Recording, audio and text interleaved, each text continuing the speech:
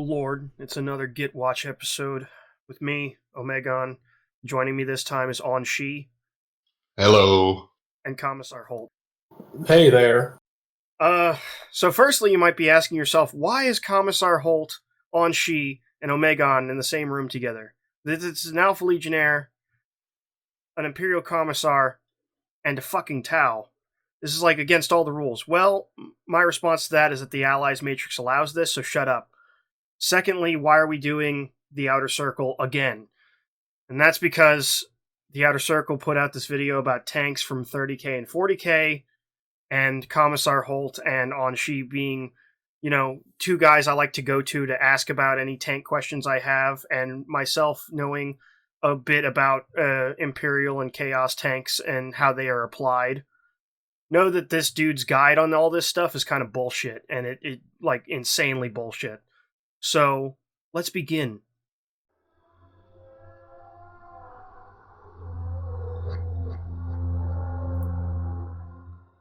G'day guys, Mac with the Outer Circle, and today we're going to be talking about tanks and armoured really. And because we've been talking about the Sabre so much lately, and how I think that having so many guns on a tank's a bit silly, and because a lot of people like to defend that by saying, hey, it's a science fiction universe, anything goes, I thought I'd take a look at the practicalities of using tanks in the 41st millennium. Even if it's not true to the law, I thought it'd be a fun exercise to go through. I haven't pre-planned much or rehearsed anything, so I'm doing it all off the cuff. But I've got some ideas, I'm going to try and flesh them out in this video. Talk about tanks, how they operate, how they're used, commanded, that kind of thing. A quick layman's guide to tanks, if you will, which is why you're seeing a Panther on screen here, a lovely World War II German tank. Very good tank, actually. And in the background, I have a whole bunch of other tanks which I'll bring in and talk about as we go on, to talk about their role in 30k, that kind of thing, and try and discuss how I think they might work, some practical limitations, what's good, what's bad, what I like, dislike, that kind of thing. So, without any further ado, let's talk about it. So, I've picked a paintbrush here as my little pointer, because with a nice bright yellow tip, you can see exactly what I'm pointing to. So, the Panther tank here, World War II design. I'd love to have had something more modern like a Challenger, Leopard 2 or an Abrams, which are our current sort of main battle tanks around the world. Maybe a T-90 or a T-80 for the Russians, that sort of thing, or anything the Chinese have knocked off this week, because as we know, they knock off everything from everyone else. There's no original creativity in that military. So, right here, we have the main gun, obviously. In this case, it was a 75mm L43 off the top of my head, 43 being the caliber. Point of note here, that's the length of the gun. The L43 is the length. Yeah. And this is the tip of the iceberg, everybody. Oh god. Oh god. Also, I'd like to point out here, it's fascinating to me how much money this dude has spent on Forge World that you can see in this video alone, considering that's like, he's got 4 to 5 different armies lined up in front of you right now, based on those paint jobs. Unless he borrowed these from somebody else, or he just randomly collects really, really expensive resin tanks. Like, some people do. Yeah, but he's also, like, that's either Word Bearers or a 1,000 Suns Sabre tank destroyer. That's an Iron Hand Spartan assault tank. That's Solar Auxilia Lehman Russ variant, and then he's got a Night Lord Sicarian. So it's like, yeah, Horus Heresy, like the Horus Heresy miniatures game, is not cheap. Caliber of the weapon is the amount of the bore diameter up the length of a weapon in a tank barrel. In a standard rifle, the caliber of the weapon will be the diameter of the internal bore. 5.56, for example, is a common one on rifles, which is 223 in Imperial. 7.62, for example, is another common one. NATO and Russia use it, but one's by 39, the other one's by 45 off the top of my head. Anyway, so this is our main barrel here on the tank. Also included in our gun turret, we have a gunner's sight, which will be this one here, I believe, on the Panther.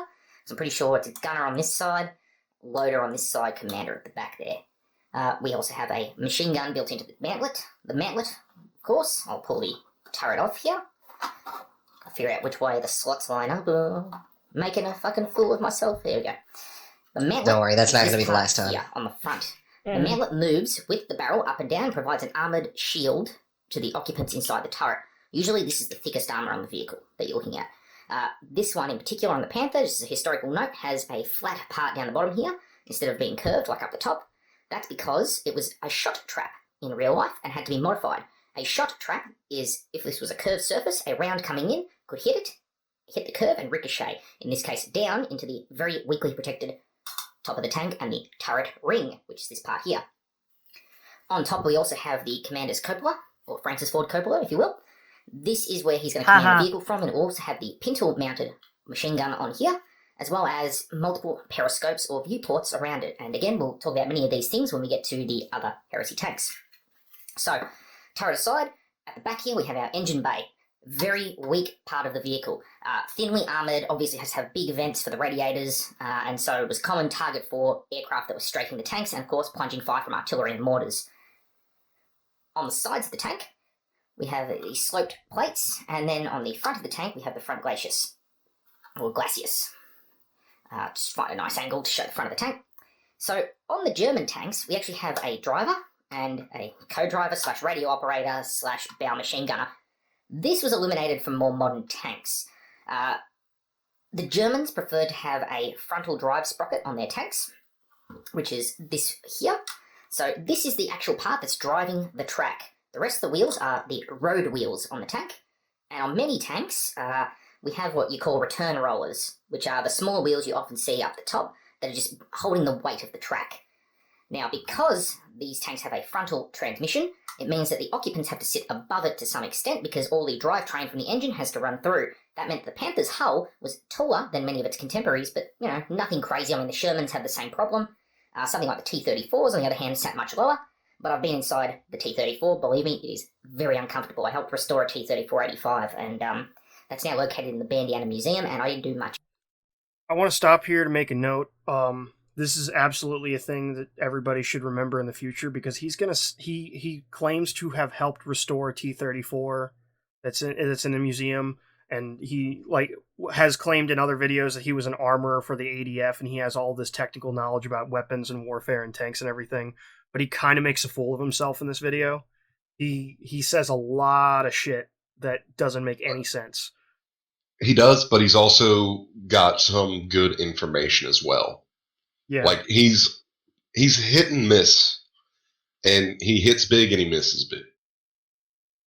Yeah, if we're being fair here, but I do quickly lose my patience with this guy, to be fair, so forewarning. Note on it, by the way. So, as I was saying, driver is sitting here. He has his own vision port here, which is a periscope, which he's able to move from side to side. Very thick glass in it, and even if a shot was to get through it, well, it has to go into it and down, and then in again to get to the driver, because it's a periscope and they work in that manner. So he's completely fine. It's important to have their own hatches so they can extradite themselves from the vehicle if the vehicle catches fire, which, when you have a petroleum fuel tank, not a diesel fuel tank, is a very real possibility. Something about that strikes me as incorrect.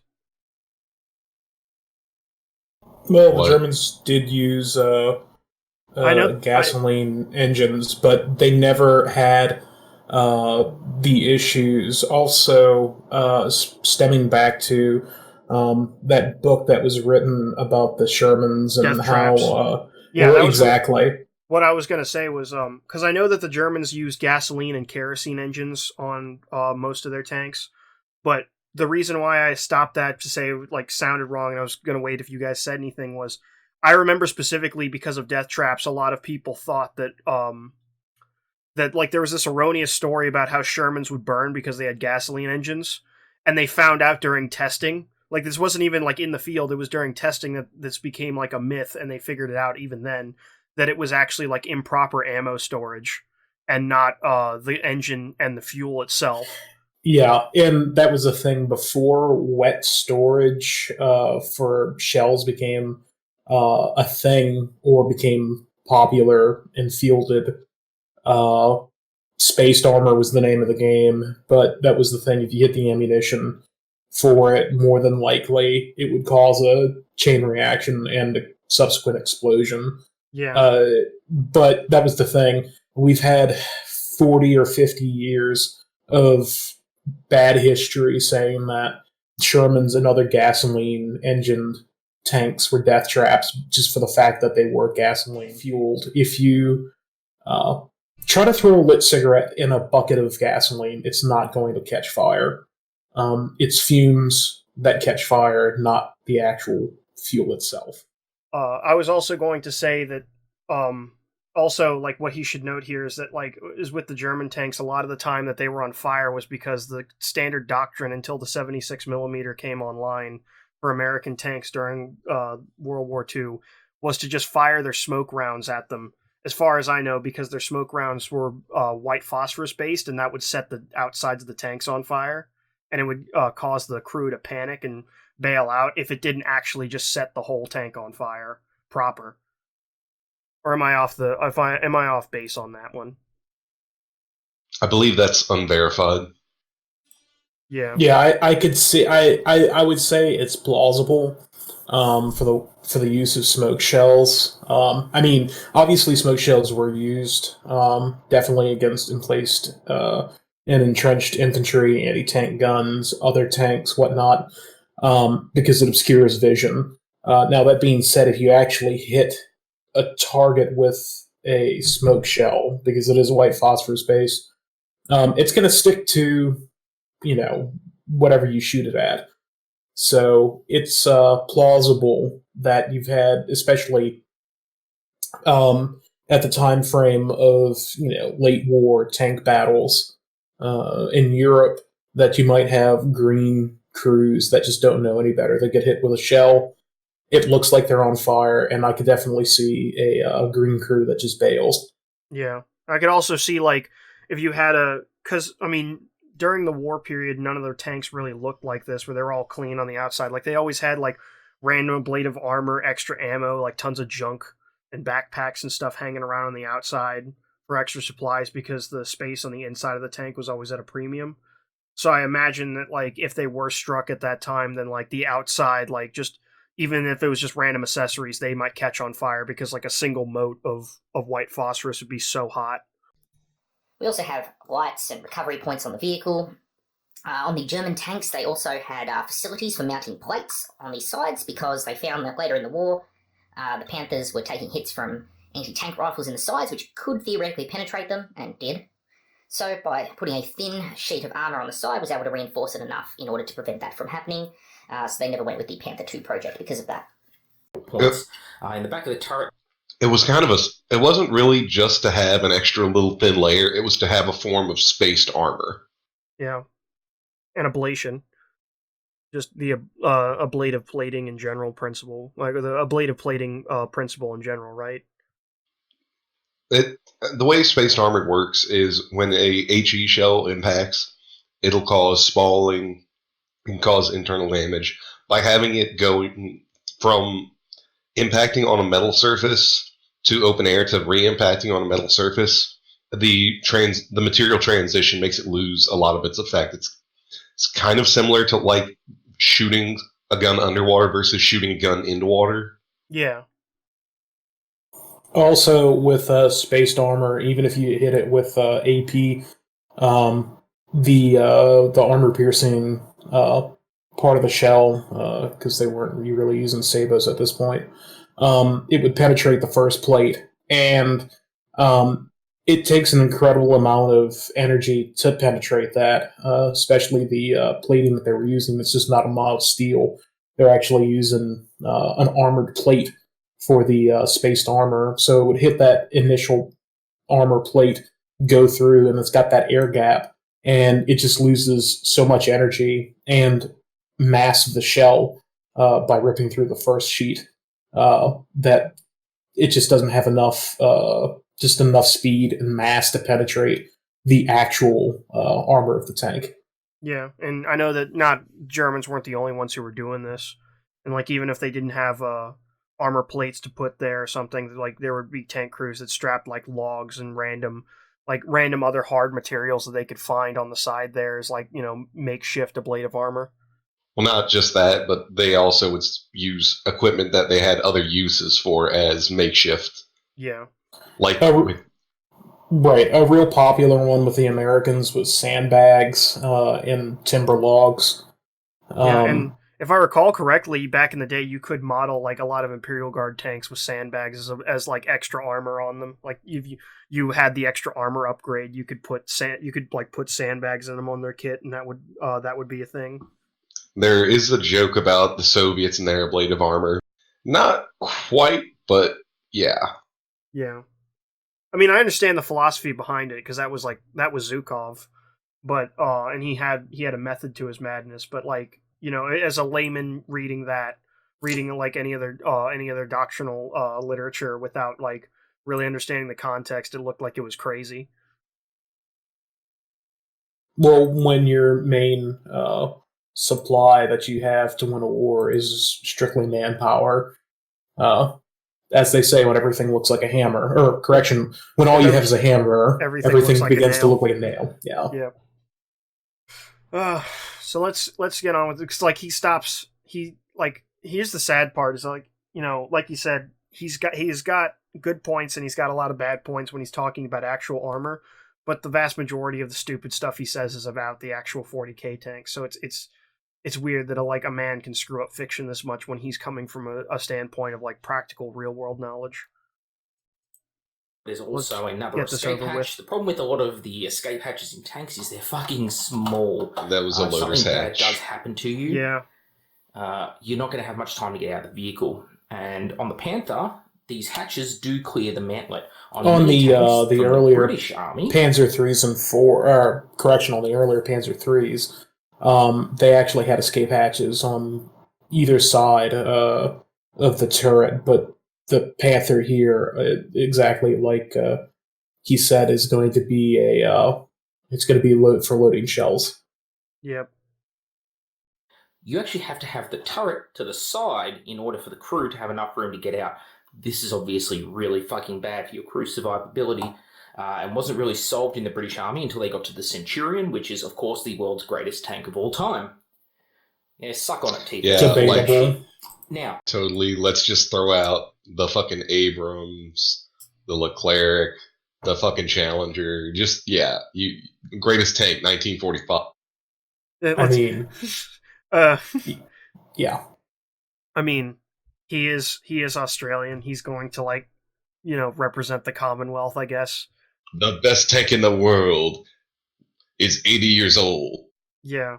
I mean, it's messed up because, like I said, this video, he doesn't actually talk about it that much, but in a lot of his other videos, he goes over how, he was an engineer and an armorer in the Australian Defence Force, and he's been there for, at least 12 years. He apparently has a lot of experience in his country's military, and yet, he says this shit he's basically just watched the YouTuber, The Chieftain video, where it's just, the researcher who works for World of Tanks being let me tell you why the Chieftain is awesome.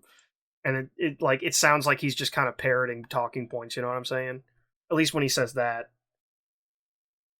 Chieftain's usually spot on. I'd say someone less well-informed. Well, no, I mean, that's what I'm saying, though, is that it's not that the Chieftain's wrong, it's that he's, he's just, just quoting... He's Well, wasn't the Chieftain actually he wasn't a TC in the army?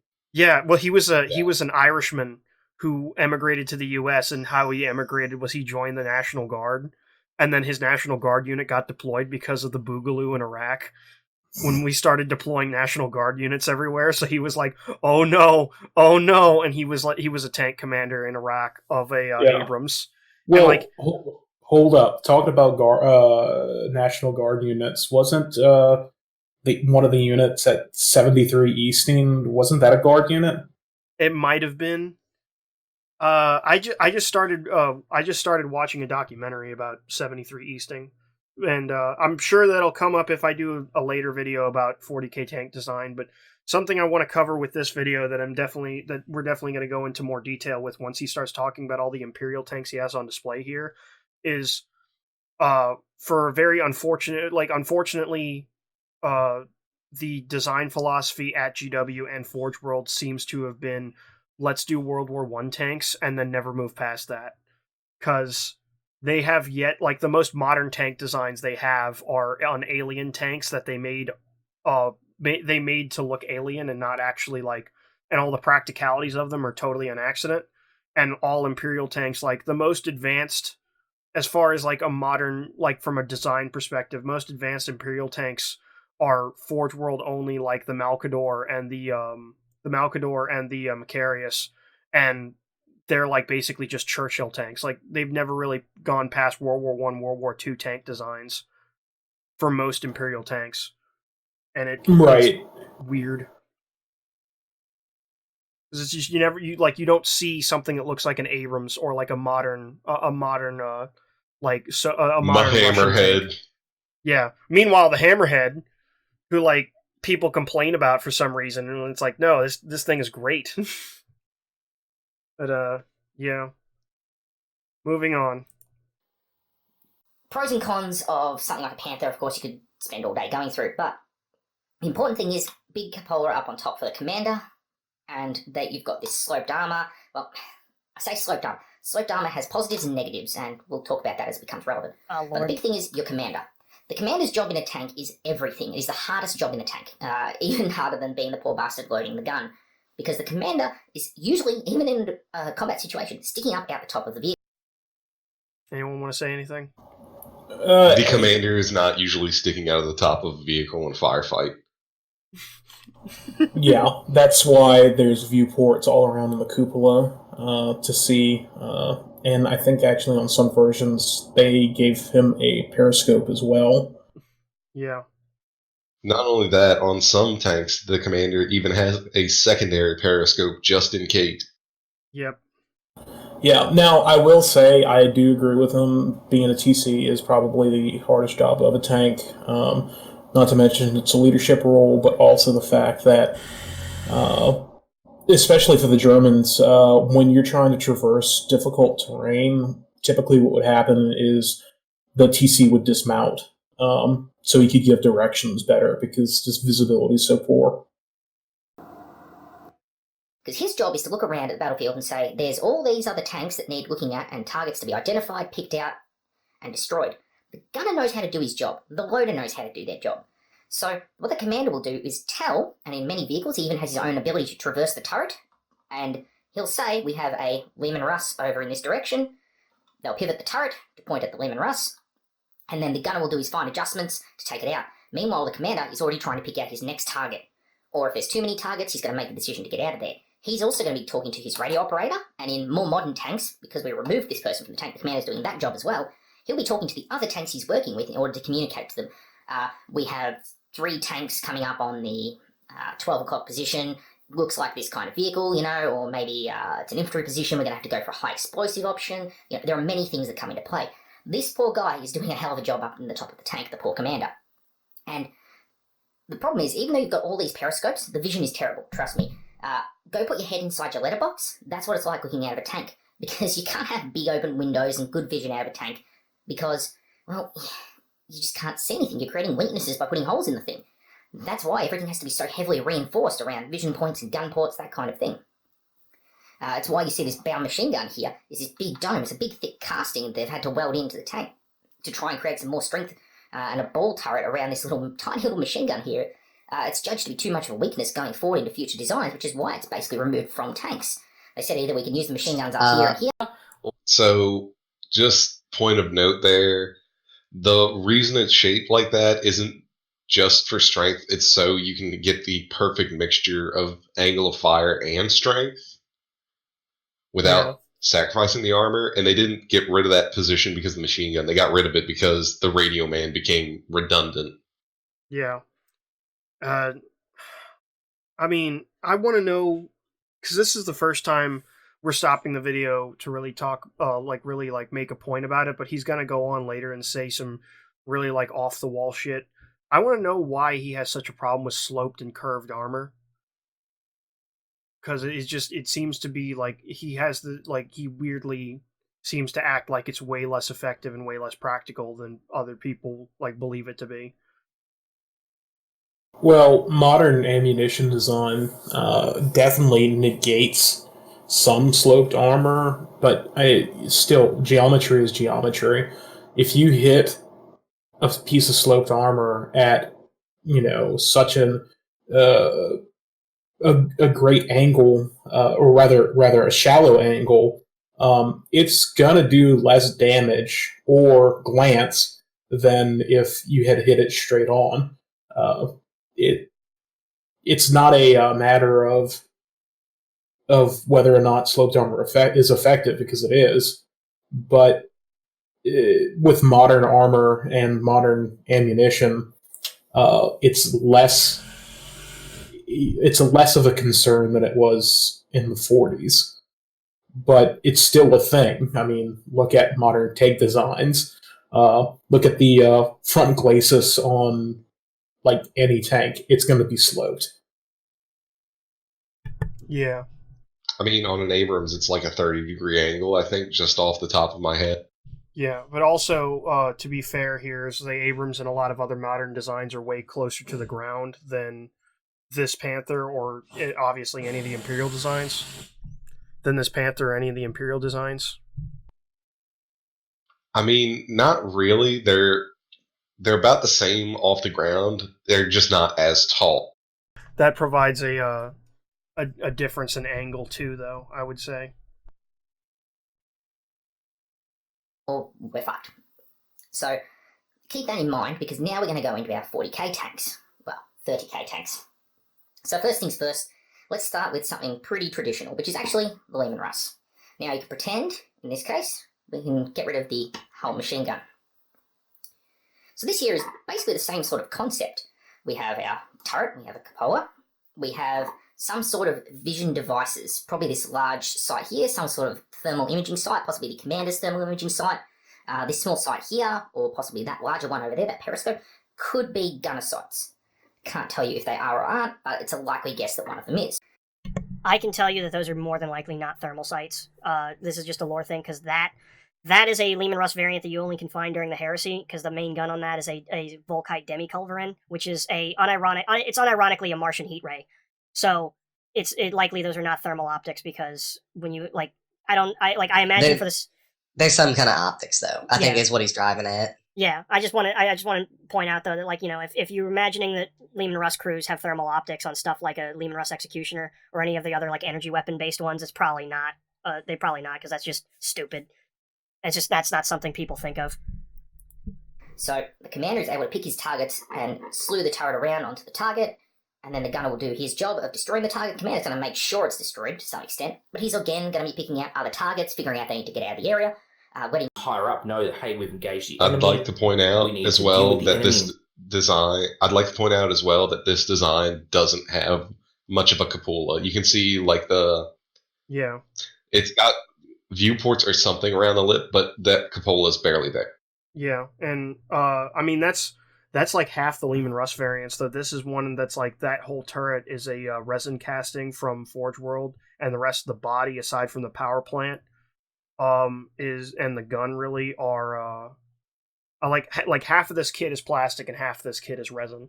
And what's weird about the whole thing with the cupola as well is and for people who aren't familiar with the Horus Heresy rules, the solar auxilia who have the rules to use this Lehman Russ incinerator variant, for whatever reason during the Great Crusade, the Solar Auxilia mounted fucking multi-lasers as pintle-mounted weapons. So you'd think that they would have, Forge World would have designed their cupolas to be even huger so that they could have this gigantic laser on there when they have their pintle-mounted weapons, in addition to just periscopes and everything else that's supposed to be in a cupola. And instead, they're really thin and low to the ground, and they have these gigantic frickin' power plants that are, not only is there capacitors on the back of this, on the back of the turret itself, but also just the huge power plants that they have.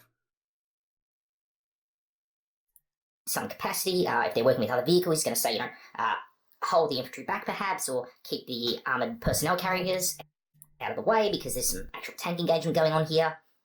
They could have run into a heavy area of anti-tank firepower, and you might be saying, fuck, we've got to get our own tanks out of here because this is a dangerous area. That's all normal stuff. And of course, we've got our bow machine gunner right here. Now, is the shape of this tank a bad thing? First of all, we have our sloped armour. It could be driving from the front, but this looks like a track tensioner here, so it's probably not going to be attached to a transmission. This wheel back here is most likely the drive sprocket. Now, with this being a track tensioner, does this tank need to be so tall? Well, that depends. You need to fit a lot of crew into this. Not only do you need to fit in crew, but you need to fit in ammunition. Since these are more of a World War II style tank, the ammunition, although this is running a Volkite weapon, is probably going to be stored mostly in the hull because the turret is too small when you compare it to the infantry of the game in order for it to store much ammunition up in here.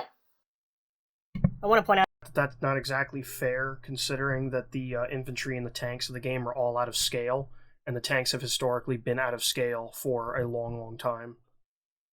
What's the actual scale on the tanks? They're actually larger. They're a larger scale, so that's not a good point.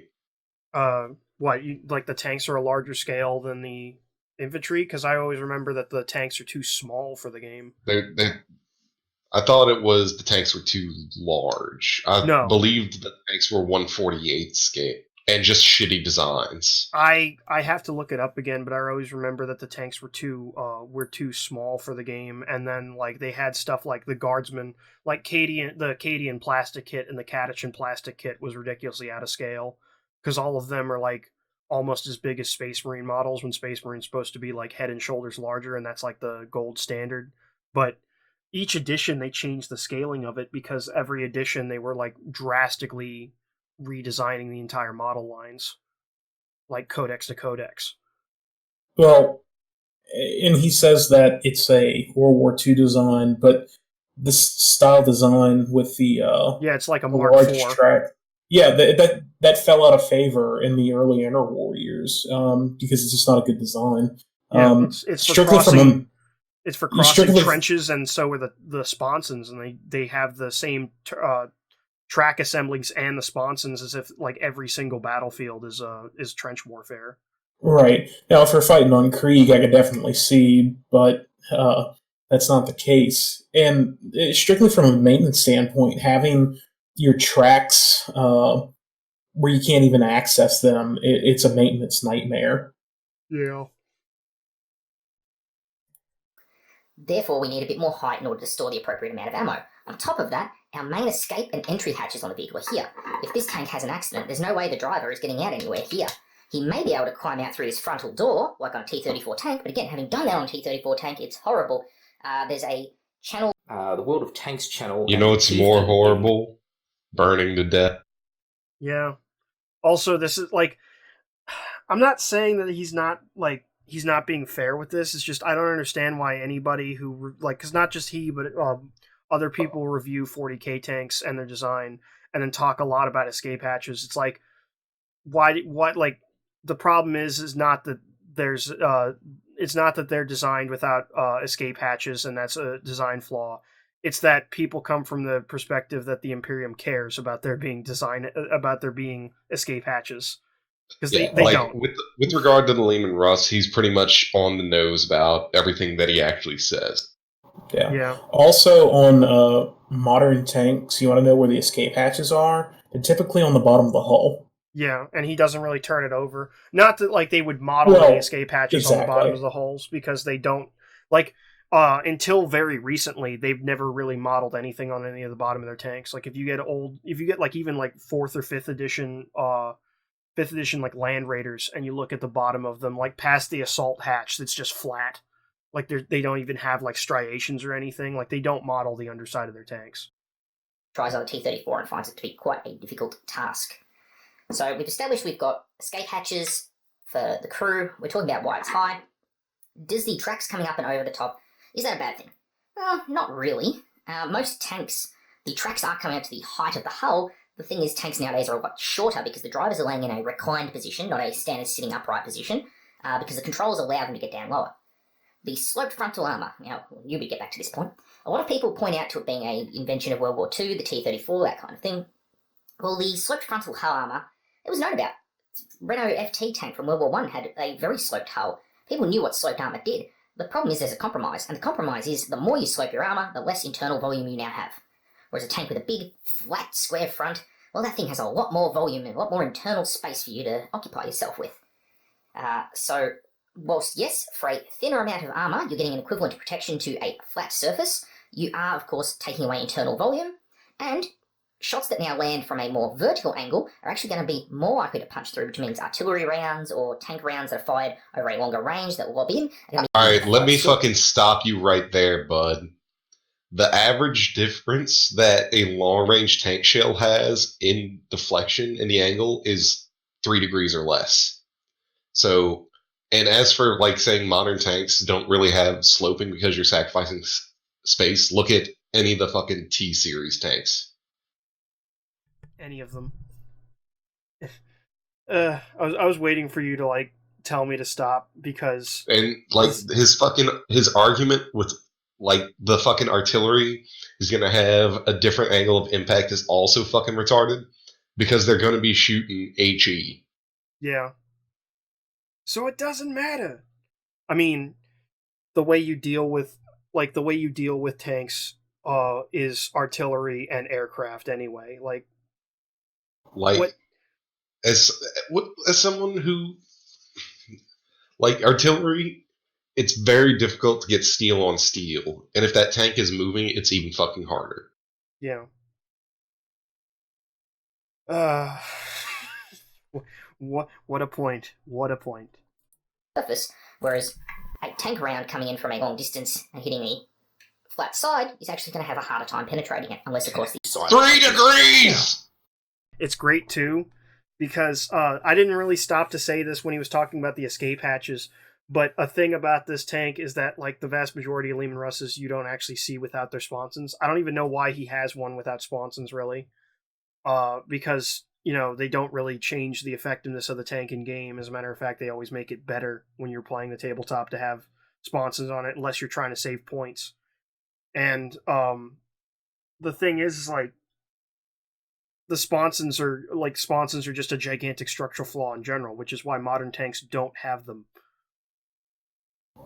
Yeah, also the fact that, I mean, machine guns, for just about every crew member now. I mean, look at a modern Abrams. You know, you have the TC who's got the TC, MG up top. Well, yeah. I mean, hell, even if we're just talking about the old Abrams, he's going to have a 240 Bravo, or whatever the hell the armor variant is. Then the loader can have a machine gun and then there's a machine gun in the turret. So you have 3 guys with MGs and a tank cannon that can take out just about anything.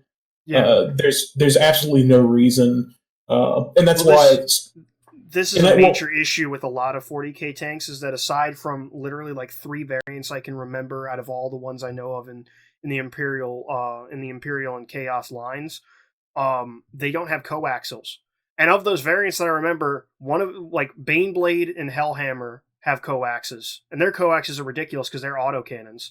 And then, like, there's a Forge World tank variant of, there's a variant of the Macarius that has a coax, and then a Forge World variant of the Vanquisher. Not even the mainline Vanquisher, Leman Russ Vanquisher, but, like, the Forge World variant of the Vanquisher has a coax. And then the rest of the tanks in 40k, they don't have, half the time they don't have bow guns, and they never have coaxials, which, and if they have pintles, the pintle mount is usually terrible. And it's, terrible in comparison to the rest of the vehicle's armaments, I mean, stat-wise. Hey, I always took a heavy stubber on my Baneblades. Well, like, heavy stubbers were not bad, it's just, like, it's a 5-point thing, but, ultimately a heavy stubber is not, like... Because the thing is that, like, you look at all these Space Marine vehicles, like, you look at any of the Landspeeder variants, you're like, you could have a pintle-mounted heavy bolter, but the Imperial Guard doesn't. They just take 50 cals. Not that the 50 cal is bad, it's just, like, it's not as good as the other options, and just they arbitrarily don't have access to them. And like I said earlier, during this era, the Solar Auxilia at least had access to putting fucking multi-lasers on his pintle mounts. So it's just odd. And I mean, like, to be fair, a point in the favor of sponsons on Leman Russes and everything was that they could mount really heavy guns like plasma cannons and multi-meltas and everything else. That is not, like, it's not just another machine gun. But it is, as you said, Holt, Like it's like, you know, modern tanks have more machine guns on them, at least in a forward facing, than a lot of 40k vehicles do, even with their sponsons. And then they just not even on forward facing. They can They fire can slow all of those in around. any direction. yeah. But also, I mean, hell, look at the Russians especially had some tank variants with, and not to mention the Germans and the Americans, where they had a fucking 20mm autocannon in the turret. That's a completely separate deal, and pretty much everyone ditched it because just the juice wasn't worth the squeeze. Yep. It was cumbersome. Exactly. Baneblade, where like its coax is a fucking autocannon, which like at the time that Baneblade came out, I have to make a point about this to show like how kind of like just out of whack 40k tank design is from a designer perspective of like what the people at GW did. The main cannon on a Predator, like the main battle tank of Space Marines, was the coaxial of the main cannon on a Baneblade. Like, ridiculous.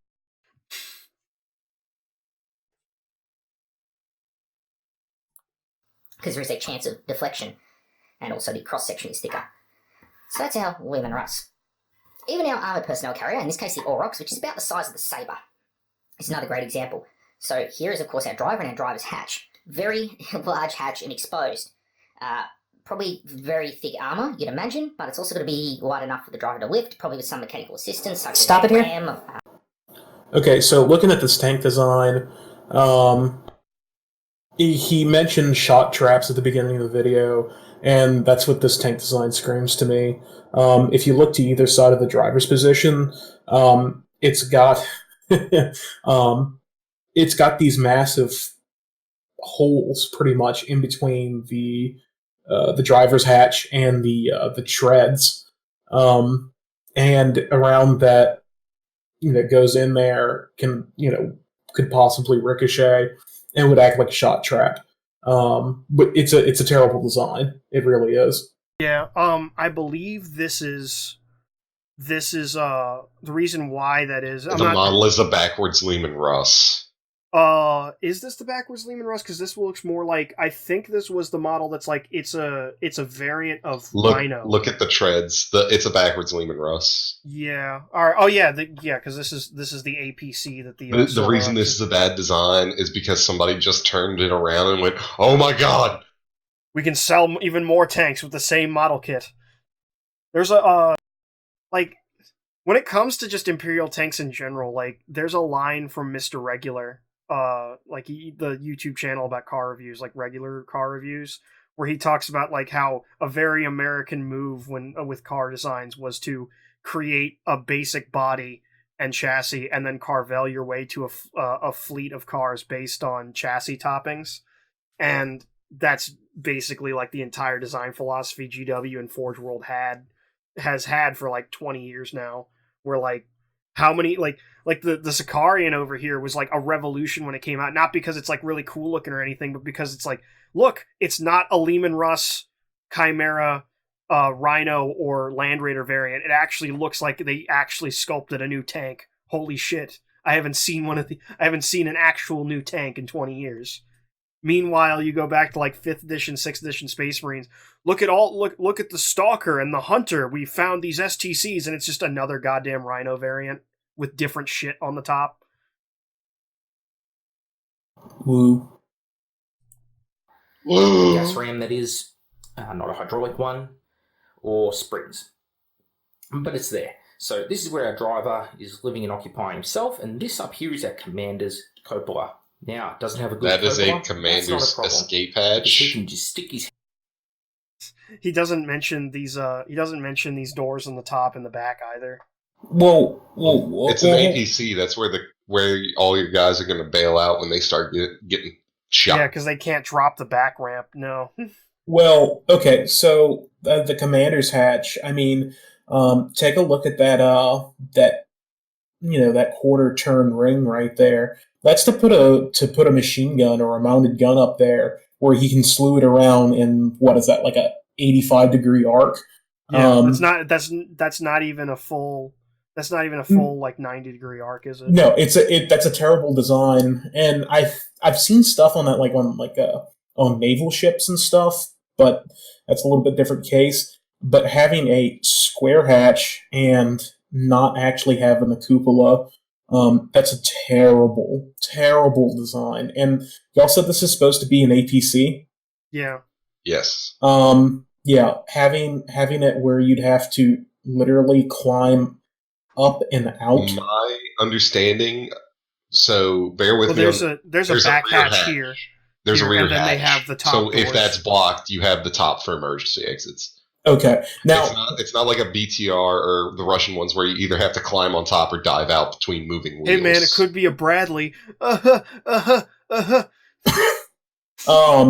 thing that that top hatch does scream to me is it'd make a pretty decent mortar carrier. Yeah.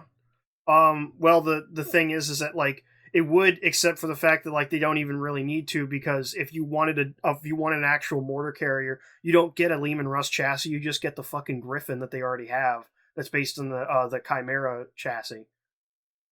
No, gotcha. And the Griffin, by the way, is still to this day one of the most cost-effective tank options the Imperial Guard has ever had access to. Hell yeah!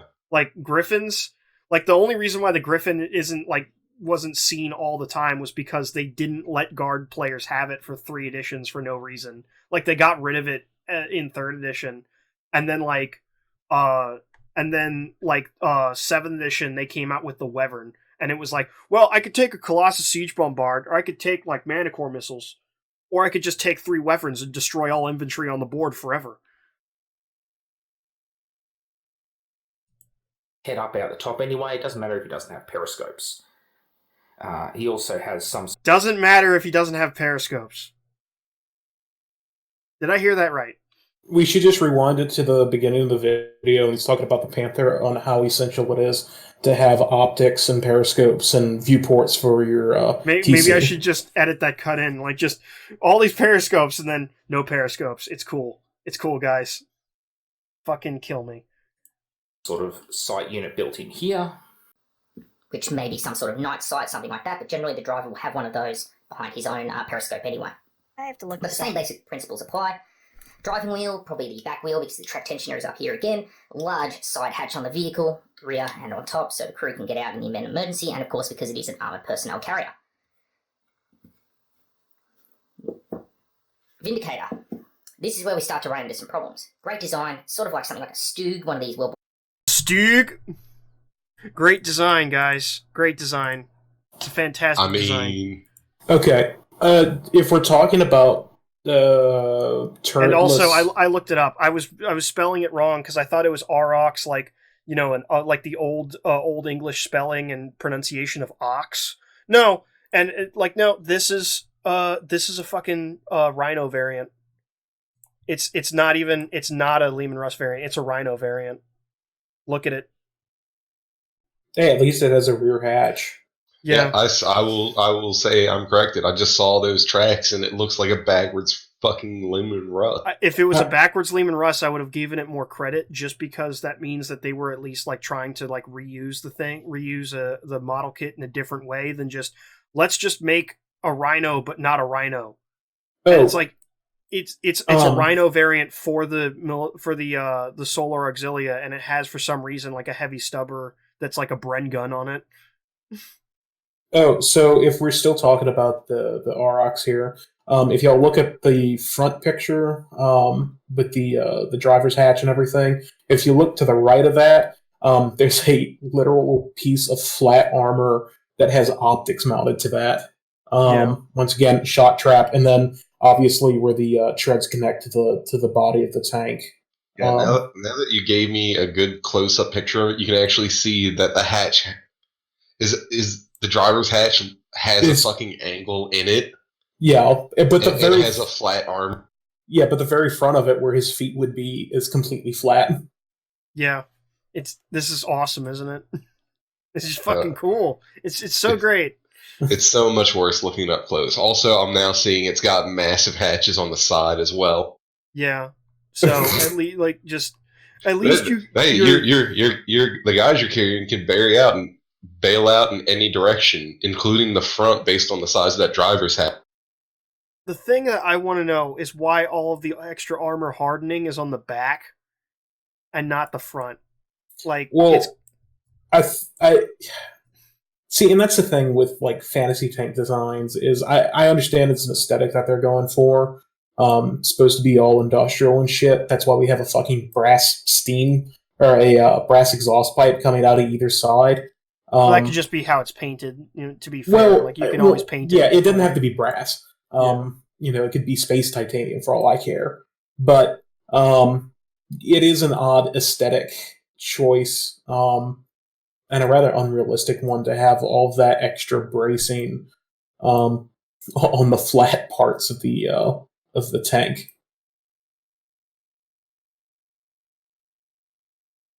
And another thing that strikes me as really odd for, all of the wonderful technology that they have at this point, that no one came up with or went with a reactive armor pattern on any of these things. Honestly, I think that's something that is just a design decision, and if you showed up with era plates on a Lehman Russ, people would be excited to see it. I mean, that would be something that would make sense, especially for those gigantic sides where the treads are. Although I'm looking at a picture on the Lexiconum page of a Salamander Command variant, and it's got raised portions on the sides of the tank near the treads, and it kind of looks like that could be some kind of aerotile. Well, the issue is... Yeah, I think we're getting out into the weeds. Yeah, well, the reason why we're getting out of the weeds, though, I like just to point out with that variant, is the problem is that the Salamander is basically a fan tank. Like, the Salamander... Also, can I just ruin Holt's day real quick? All right. Those are pontoons for floating. They're not aerotiles. Oh boy. Yeah, but the thing is that like there are probably a lot of salamanders out there with actual aerotiles and stuff, but the thing is that aside from a Horus Heresy kit that's extremely expensive, the vast majority of salamanders are fan builds because they're not an official option outside of Forge World books, even though they've been in the lore forever as like a variant of the Chimera chassis that's like meant to be a scout vehicle that's open topped. And so, like, almost all the models that you ever see of it are, like, fan conversions from White Dwarf. And GW just, like, steals the images and is like, oh, yeah, these are our actual thing. And it's like, meanwhile, they don't actually have an official Salamander kit. So, it's all messed up. And I was gonna say, a fucked up thing here. Like, a fucked up thing about what you said is that there is, during the Horus Heresy, like, and for the rules, there is actually a reactive armor system, and only the Adeptus Mechanicus has access to it. It's called an Anabaric Claw, and there's, like, the model for it is really weird. Okay, Roger. Yeah. Or two vehicles, one hatch only. Sure, there is a rear door, but as we're all told, there is no transport capacity in these vehicles because it's full of the capacitors and the ammunition to run them. This is a death trap. Now, the bright side is there's a lot of vision ports for the commander, and a lot of commanders in modern tanks and such have their own commander-toggled thermal imaging sites and such like that. They have their own little external cameras that they can look around with. This vehicle has none. Whilst, yes, there is some sort of camera here, it probably has something to do with the sighting system more than anything because it has no way of actually turning. In fact, there's no real way of actually driving this unless you're using these periscopes, or this point here, because this little window is looking off at 45 degrees. Yeah, I'm not sure how this vehicle actually functions. The commanders are probably going to spend their whole day sticking out the top here, looking for the targets they're going to shoot at, and they're going to have a hard time of doing that in this vehicle, especially because the whole vehicle is going to have to slew around onto the target. Okay, for a design where it's a turretless, forward-facing gun, like a tank destroyer or self-propelled gun type. If you look at realistic designs on those tanks, what's the common theme on all of them? Everything is forward-facing. Well, yeah, but the common theme is that the tanks are short and squat and close to the ground. It's a low profile thing. That's why it doesn't have It's a an turret. ambush vehicle. Yeah. Exactly. And having, I know it's based off of, what is the whole design on this one? That's a Rhino. That's a Rhino Okay. chassis. Yeah, that's a really fucking stupid thing to do. Now, Go ahead. it's stupid to me because it's such a high profile You couldn't make an vehicle. argument for it being so high profile because of the gun on it. Yeah, here's the thing about that's really dumb. That is not even just a regular Vindicator. That's a retrofit that was only available during the Horus Heresy. That's the regular Vindicator is a siege tank. It has a chemical, like a regular chemical projectile, like artillery weapon on the front. Like it's a gigantic, like almost like a spigot mortar, like a 300 centimeter mortar. On the front of it is like the traditional Vindicator that's available in 40k. In the Horus Heresy, this tank we're actually looking at is like an option for it, where instead of the mortar, you can replace it with a laser destroyer, which is what that is. And it's like the laser destroyer is not even really meant as a tank hunter, like though you can use it as a tank hunting role. This thing is meant to drive forward and like destroy bunkers and like attack super heavies and stuff that's slow moving. And it's just, he's right that it's a stupid design, and you're right that it's like a stupid design and how it doesn't work. But like it's also because they retrofitted it out of a Vindicator, out of a Vindicator, which is just a variant of Rhino to begin with, and that honestly, like, because the laser destroyer doesn't even have that great range, right? And just So, next up, let's look at the Sikaran. Now, the Sikaran is very close to a modern battle tank in many ways. Oh, God. Large sloped armor surfaces is great. Probably rear sprocket driven again. It's the better way of doing it. I dare say these are not driving transmissions, these horns up front. These are probably just reinforcement to help with the suspension, that kind of thing. Of course, this type of tank design, the hinges are going to take a lot of wear. Probably flog out very quickly on rough ground, but so be it. Hull machine gun, good. Side pintle machine guns, good. Most likely operated by an internal gunner who's looking through sights actually mounted on them electronically. Doesn't necessarily need to be located in the side here. Could be sitting somewhere in the middle of the vehicle. Could be the commander himself who operates them. The thing I have to mention here, that when he mentions the sponsons, that is an issue with this tank, but also like most 40k tanks that have sponsons, and even the bow guns, especially of like Imperial Guard vehicles. Like, even if you have a lot of these guns that are electronically operated or like drone operated or whatever, the machine spirit, yada yada, and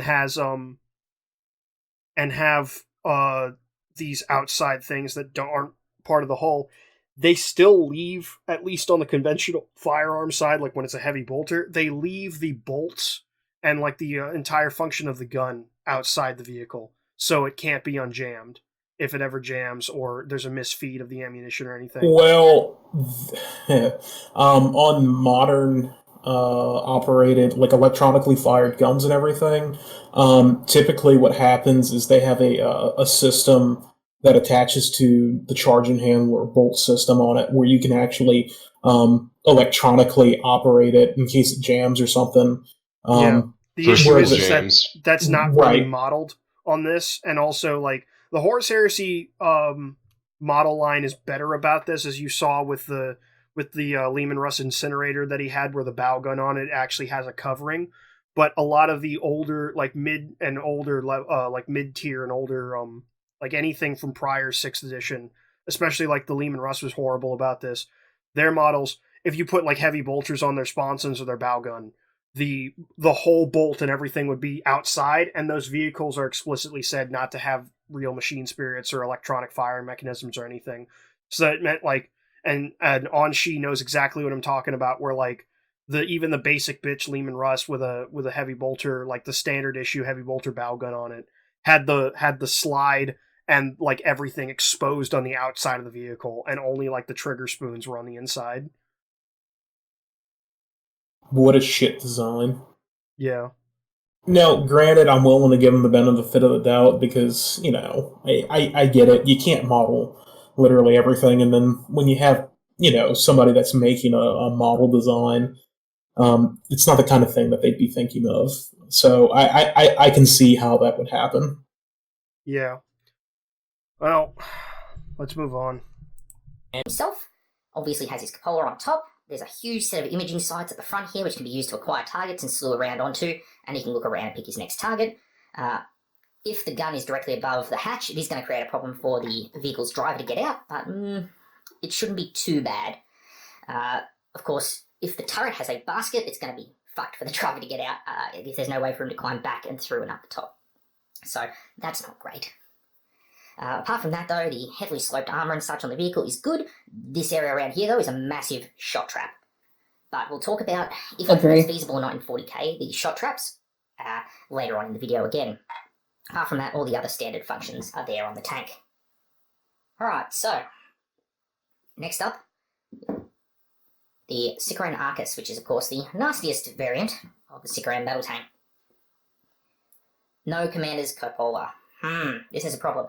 Yes, we have quite a few sites here, but they're probably to do with aiming and firing the main missile launchers. The commander is not going to be using the hatch located directly above the driver, because the poor driver is probably not going to like having to drive around with the commander on him, and the commander's going to have a hard time slewing the weapon around to face the target if he's in the way. The one redeeming feature, being a missile, it could be an indirectly fired weapon, which means it could be, he could pick a target, laze it up. It could be remote-operated turret. It is a remote-operated turret. They explicitly stated this.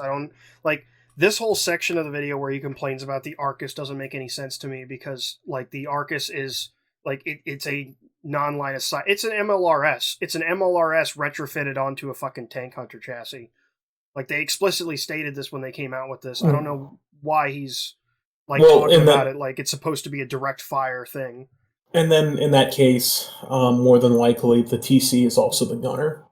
Yeah, and it's just weird that he, this whole tank is honestly weird because the Arcus launcher should be on a Whirlwind variant instead of on a Sicaran variant that as a frontline tank, and for some reason it's not, and they still treat it like a frontline tank, and that's a problem with 40k in general, where you just have stuff like basilisks and whatnot actually appearing on the same board that they're firing their gun at when they could be firing at you from the other side of the shop or whatever, just to make a joke there. But this version in particular is weird because the Sicaran, this whole variant, it's got 4 different patterns, and it's meant basically as a tank hunter. It's fast.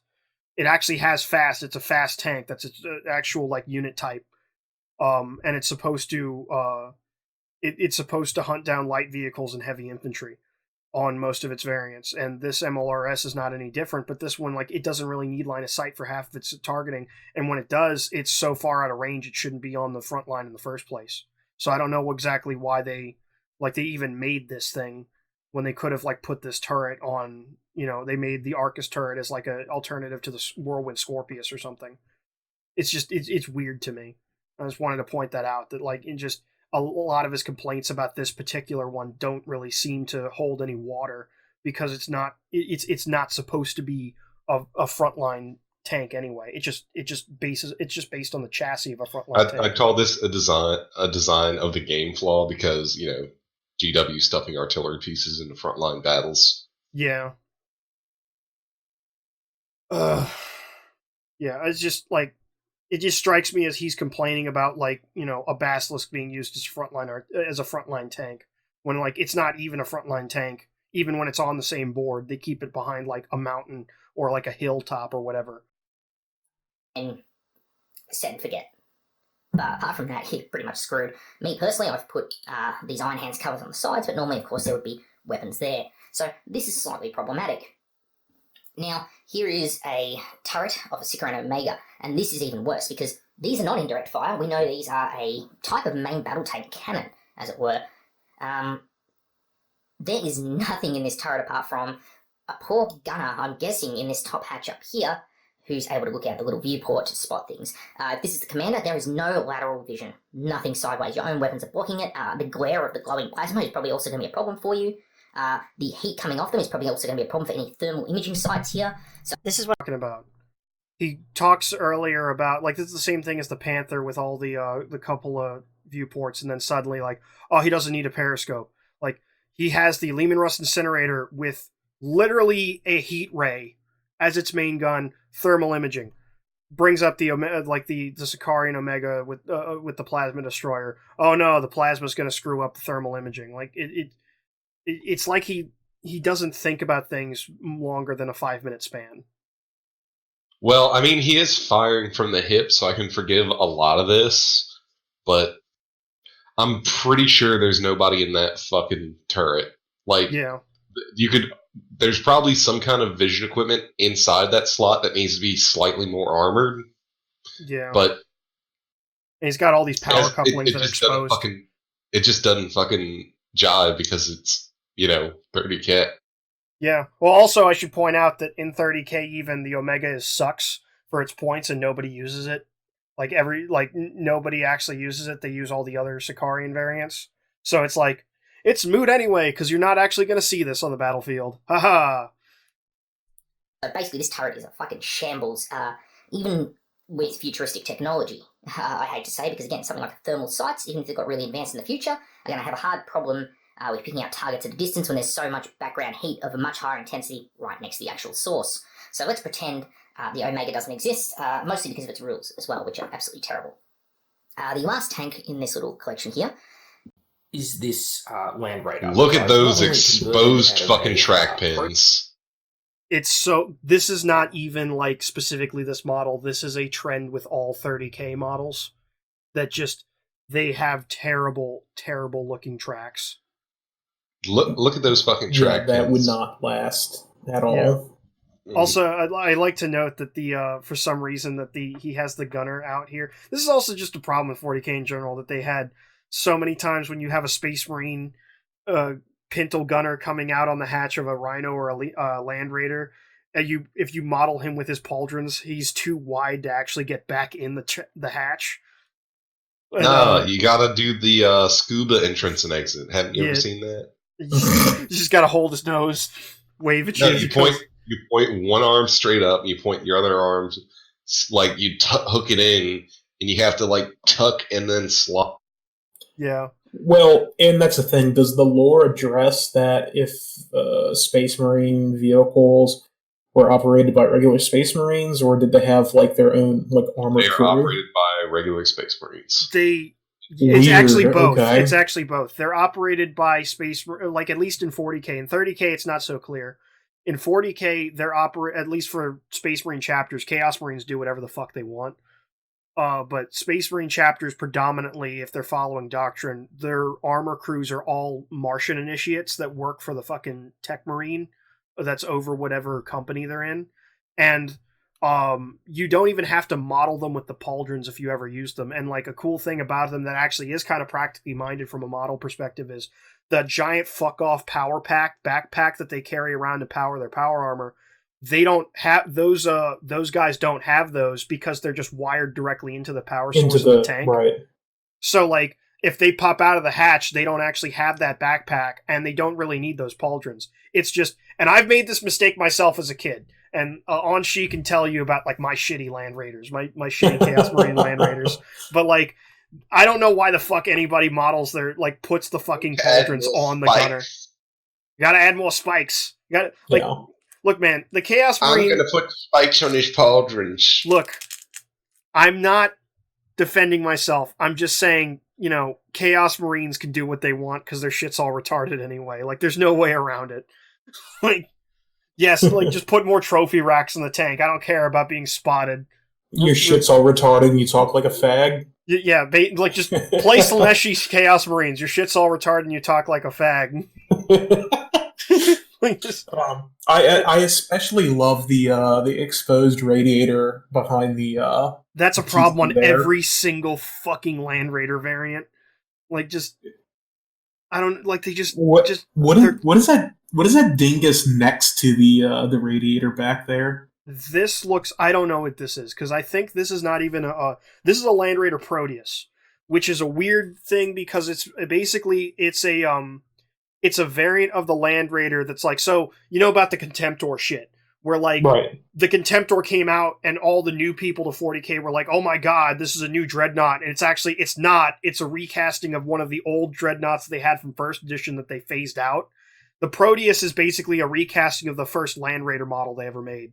And it's basically presented like it was the prototype. It's the field prototype of what became the regular Land Raiders. And it's huge. It's like much bigger than the regular Land Raider. And it doesn't have the assault ramp. It's not actually an assault vehicle. It's a gunship. It's a dedicated gunship. So it gets a pintle, like a top turret mounted pintle, like I think this looks like a multi-melter or heavy flamer, but it could have been other things. It's got Volkite culverins, like twin link culverins for its sponson guns, so just Martian heat rays. And then this was a thud gun. Like that's a Thunderfire cannon. And then there's variants of it that had instead of a Thunderfire cannon, they had this quad barreled mortar that was meant for siege units and stuff.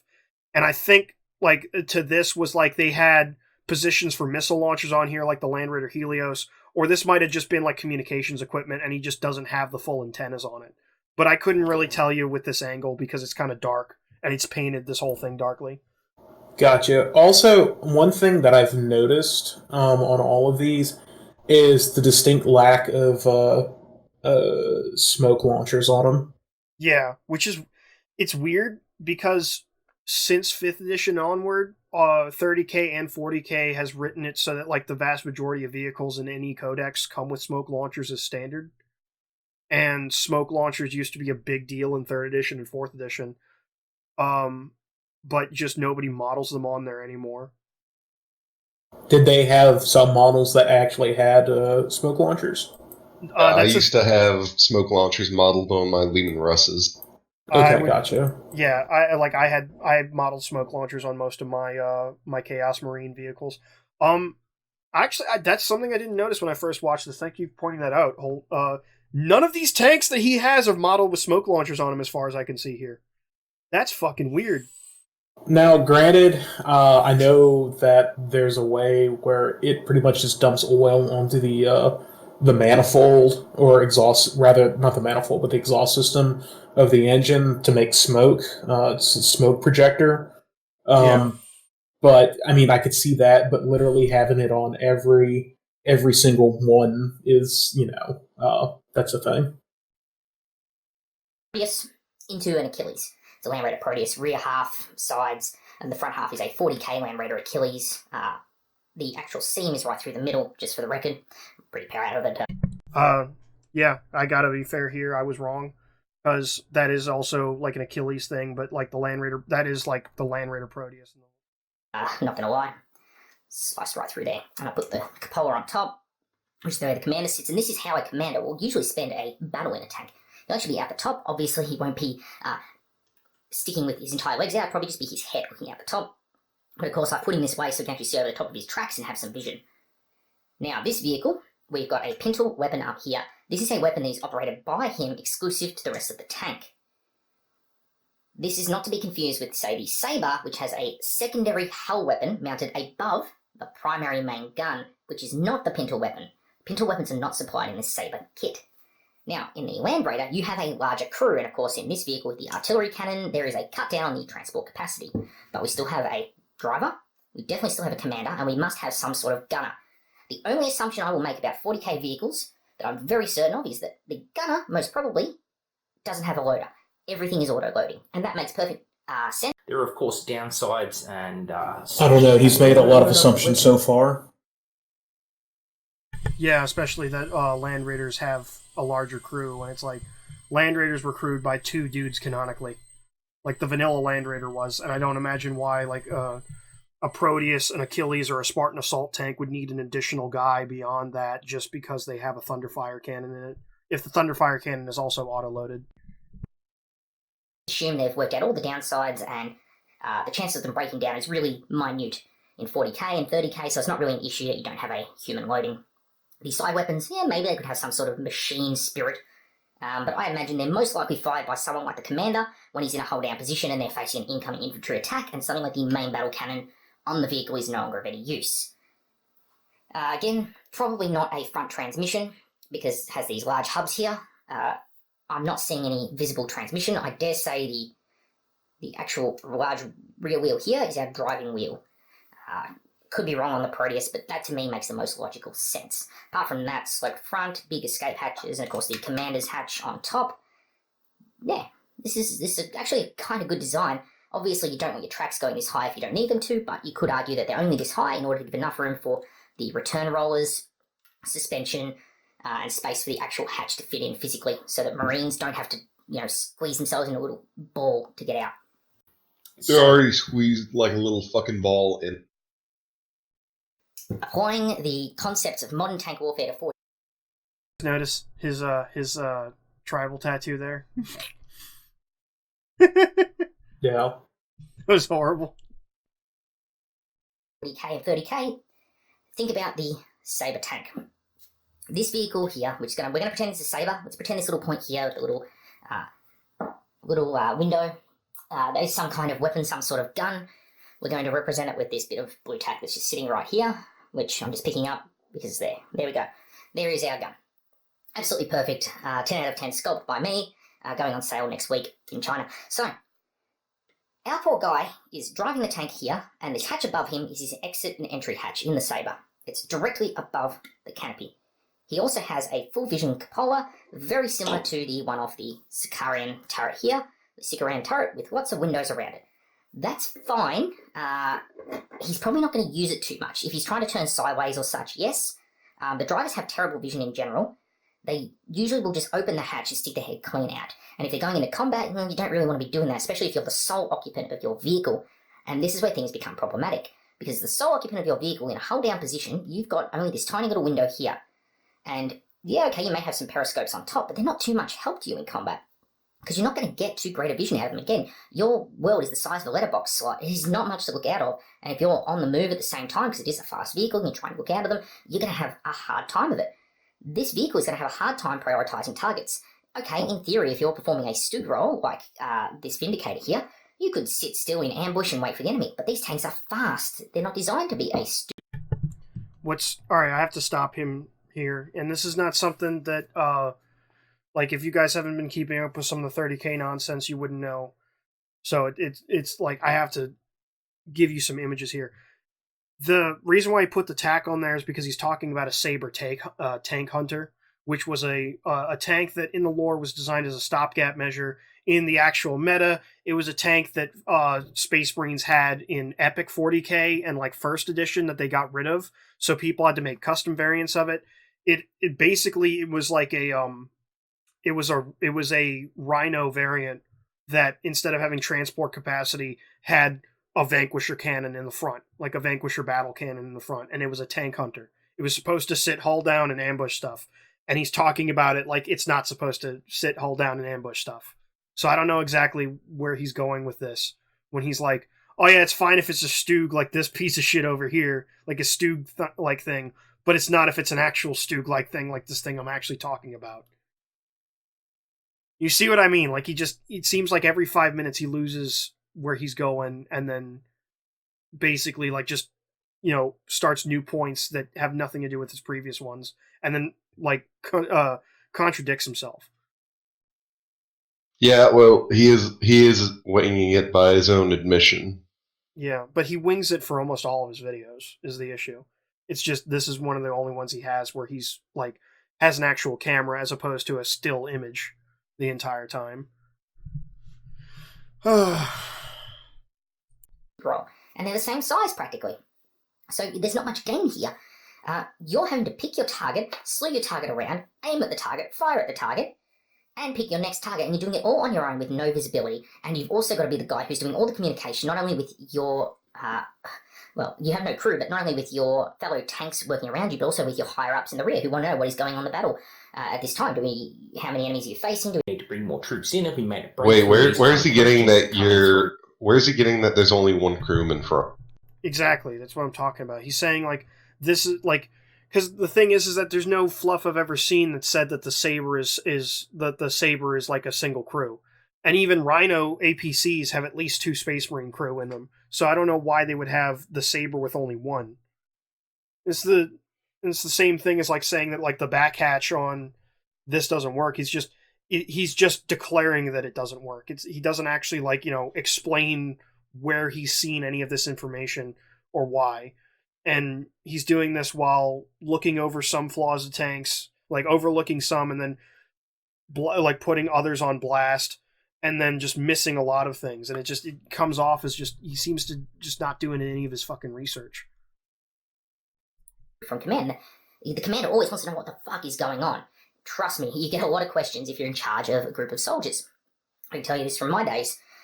So this vehicle right here is compromised from a design point of view because of that. Now, make it a two-man tank, a reconnaissance vehicle like a Scorpion, that kind of thing. You could say that there's a guy driving in the front, and then this hatch just behind, which is much closer on the actual Sabre model.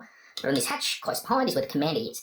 He's picking out the targets, slewing the weapon around, that kind of thing. And the driver is helping him in this task by moving the vehicle to help aim the weapon, and possibly even the driver is firing it while the commander is picking out new targets, passing information down the line.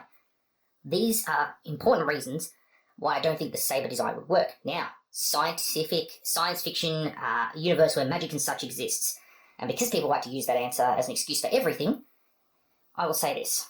If nothing matters because something like the warp exists and it's all sci-fi mumbo-jumbo, then why not have Space Jesus ride in on a purple unicorn, which is half dinosaur, and redeem Horus's soul from nothingness and bring the Emperor back to life? If nothing makes sense... Give it time. Well, unfortunately, this does make sense. And the limitations of a human, even a superhuman... Stop revealing GW's plot points. You can only target what you can see. And your vision is limited to what vision aids you have available. And if you only have windows to look out of, you are greatly limited. Now, if you're willing to say your Marine is sticking out the top, firing the hull-mounted weapon, firing the secondary hull-mounted weapon, firing his pintle machine gun with one hand at the same time, and firing his 4 rocket launchers off the sides at once, that's fine.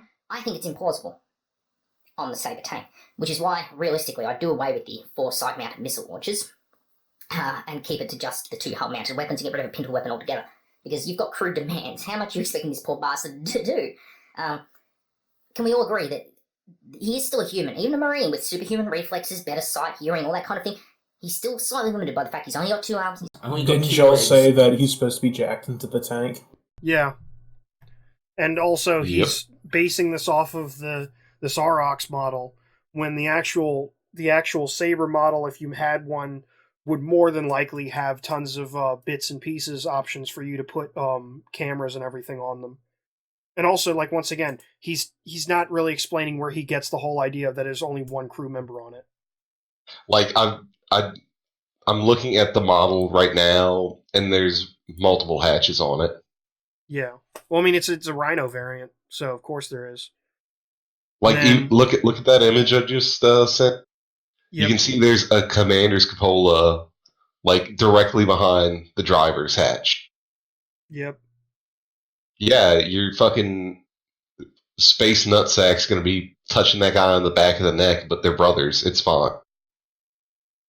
Yep, and you see what on the same page that you brought up, it's the first edition Sabre Tank Hunter model. You see what I mean? Where it's a Rhino variant. It's a fucking Rhino variant. Oh shit. Capable of being operated by a single Space Marine. Awesome. I retract all previous statements. My apologies, weird Australian guy. My apologies, Macca. It's actually Forge World that is retarded.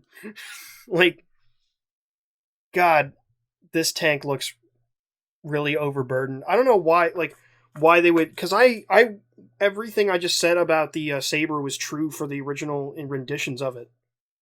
It's here you go. All the true for the original renditions of it, where it's supposed to be based on a Rhino chassis. It was supposed to be like El Cheapo Space Marine Tank Hunter, and instead they made it a Sicarian variant when the Sicarian already is a tank hunter. Why does it have a commander's hatch and a driver's hatch for one operator? Why does it have 4 hunter killer missiles just bolted onto the side willy nilly? Well, if it is based off of the Rhinos, the Rhino is it supposed to be multi-crewed? There wasn't any fluff on it. Oh, okay. Well, I mean, just using common sense. I mean, the design of the tank and the shit that's bolted onto it makes it where you at least have a driver and a gunner / TC. Yeah. Meanwhile, like, this thing just doesn't make any real sense to me because, like, they already have Sicarian variants to do everything it does, and they have Vindicator variants to do everything it does, and they have Land Raider variants that do everything it does. Why did they make another Sicarian chassis just to be a tank destroyer? It's just very odd. Very, very odd. It's got, like, for some reason, it's got 4 hunter killer missiles on the sides. And then, I guess his complaints about this thing were pretty accurate, at least based on this model. Where for some reason, it's got a heavy pintle-mounted weapon for the commander's hatch. That's like that's like net linked to the commander's hatch, but it seems to almost be like stuck facing forward, which is very odd. I don't know why. Why would you put a flamethrower as the pintle mount on a tank hunter? Because it looks cool. Okay. I mean, also, holy hell, people pay this kind of money for these models. Yeah, this is what I'm talking about with this dude's channel in general. Is like one of the issues that I have with his channel in general is he tries to market himself as a consumer advocate. He tries to talk about like a lot of the things that GW has done wrong recently and in the past, but he glosses over some of them, like the most egregious things. He doesn't do a lot of his research on like the fluff and the lore being like part of the whole meta of the game where stuff's being warped to sell models. And he ultimately, at the end of the day, despite claiming to be a consumer advocate, he shills for Forge World models constantly. He is constantly talking about playing 30K. He's constantly talking about 30K rules and 30K tournaments and getting started in 30K and then doing like model reviews for 30K. And it's like, dude, why are you telling people to waste their money on this game that's just like, you know, the makers of it are going out of their way to screw people. And they're jacking up prices left and right. And he himself has done videos where he talks about how like GW has started to outsource their Citadel used to make everything in Britain and then export it, and they would have hand sculpts and everything that they did for cast molds for all their plastic. And now what they do is they CAD sculpt everything based off of rough sketches from an art team that is atrophied down to like 5 dudes, and they from what it used to be. And like they've gotten rid of most of their art team. They use CAD sculpts instead of hand sculpts, which look like shit most of the time. And then they outsource all the production of the actual molds of the plastic models to fucking China and sell everything for pennies on the dollar, and then jack up prices based on regions and say it's a shipping and handling cost. And this dude himself, like the Outer Circle and Mac in particular, have talked about how the Australians and New Zealanders, like the Kiwis, get screwed by Forge World, if not just GW proper's pricing schemes and shipping and handling, when they're buying, the majority of these models are made and shipped from places that are actually closer to their countries than they're claiming to be, and they still charging tremendous amounts of money to get Australians like anything. And it's like, this is like this Saber Strike tank, like this variant of it that's the new, in my opinion, stupid Sicarian version of it. It's $135 fucking dollars American. I imagine that's probably like twice that in Australian funny money, if not counting all of the stupid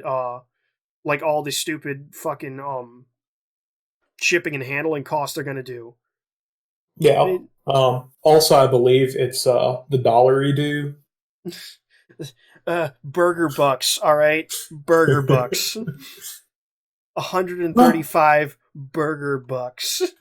$900 dues. Yeah.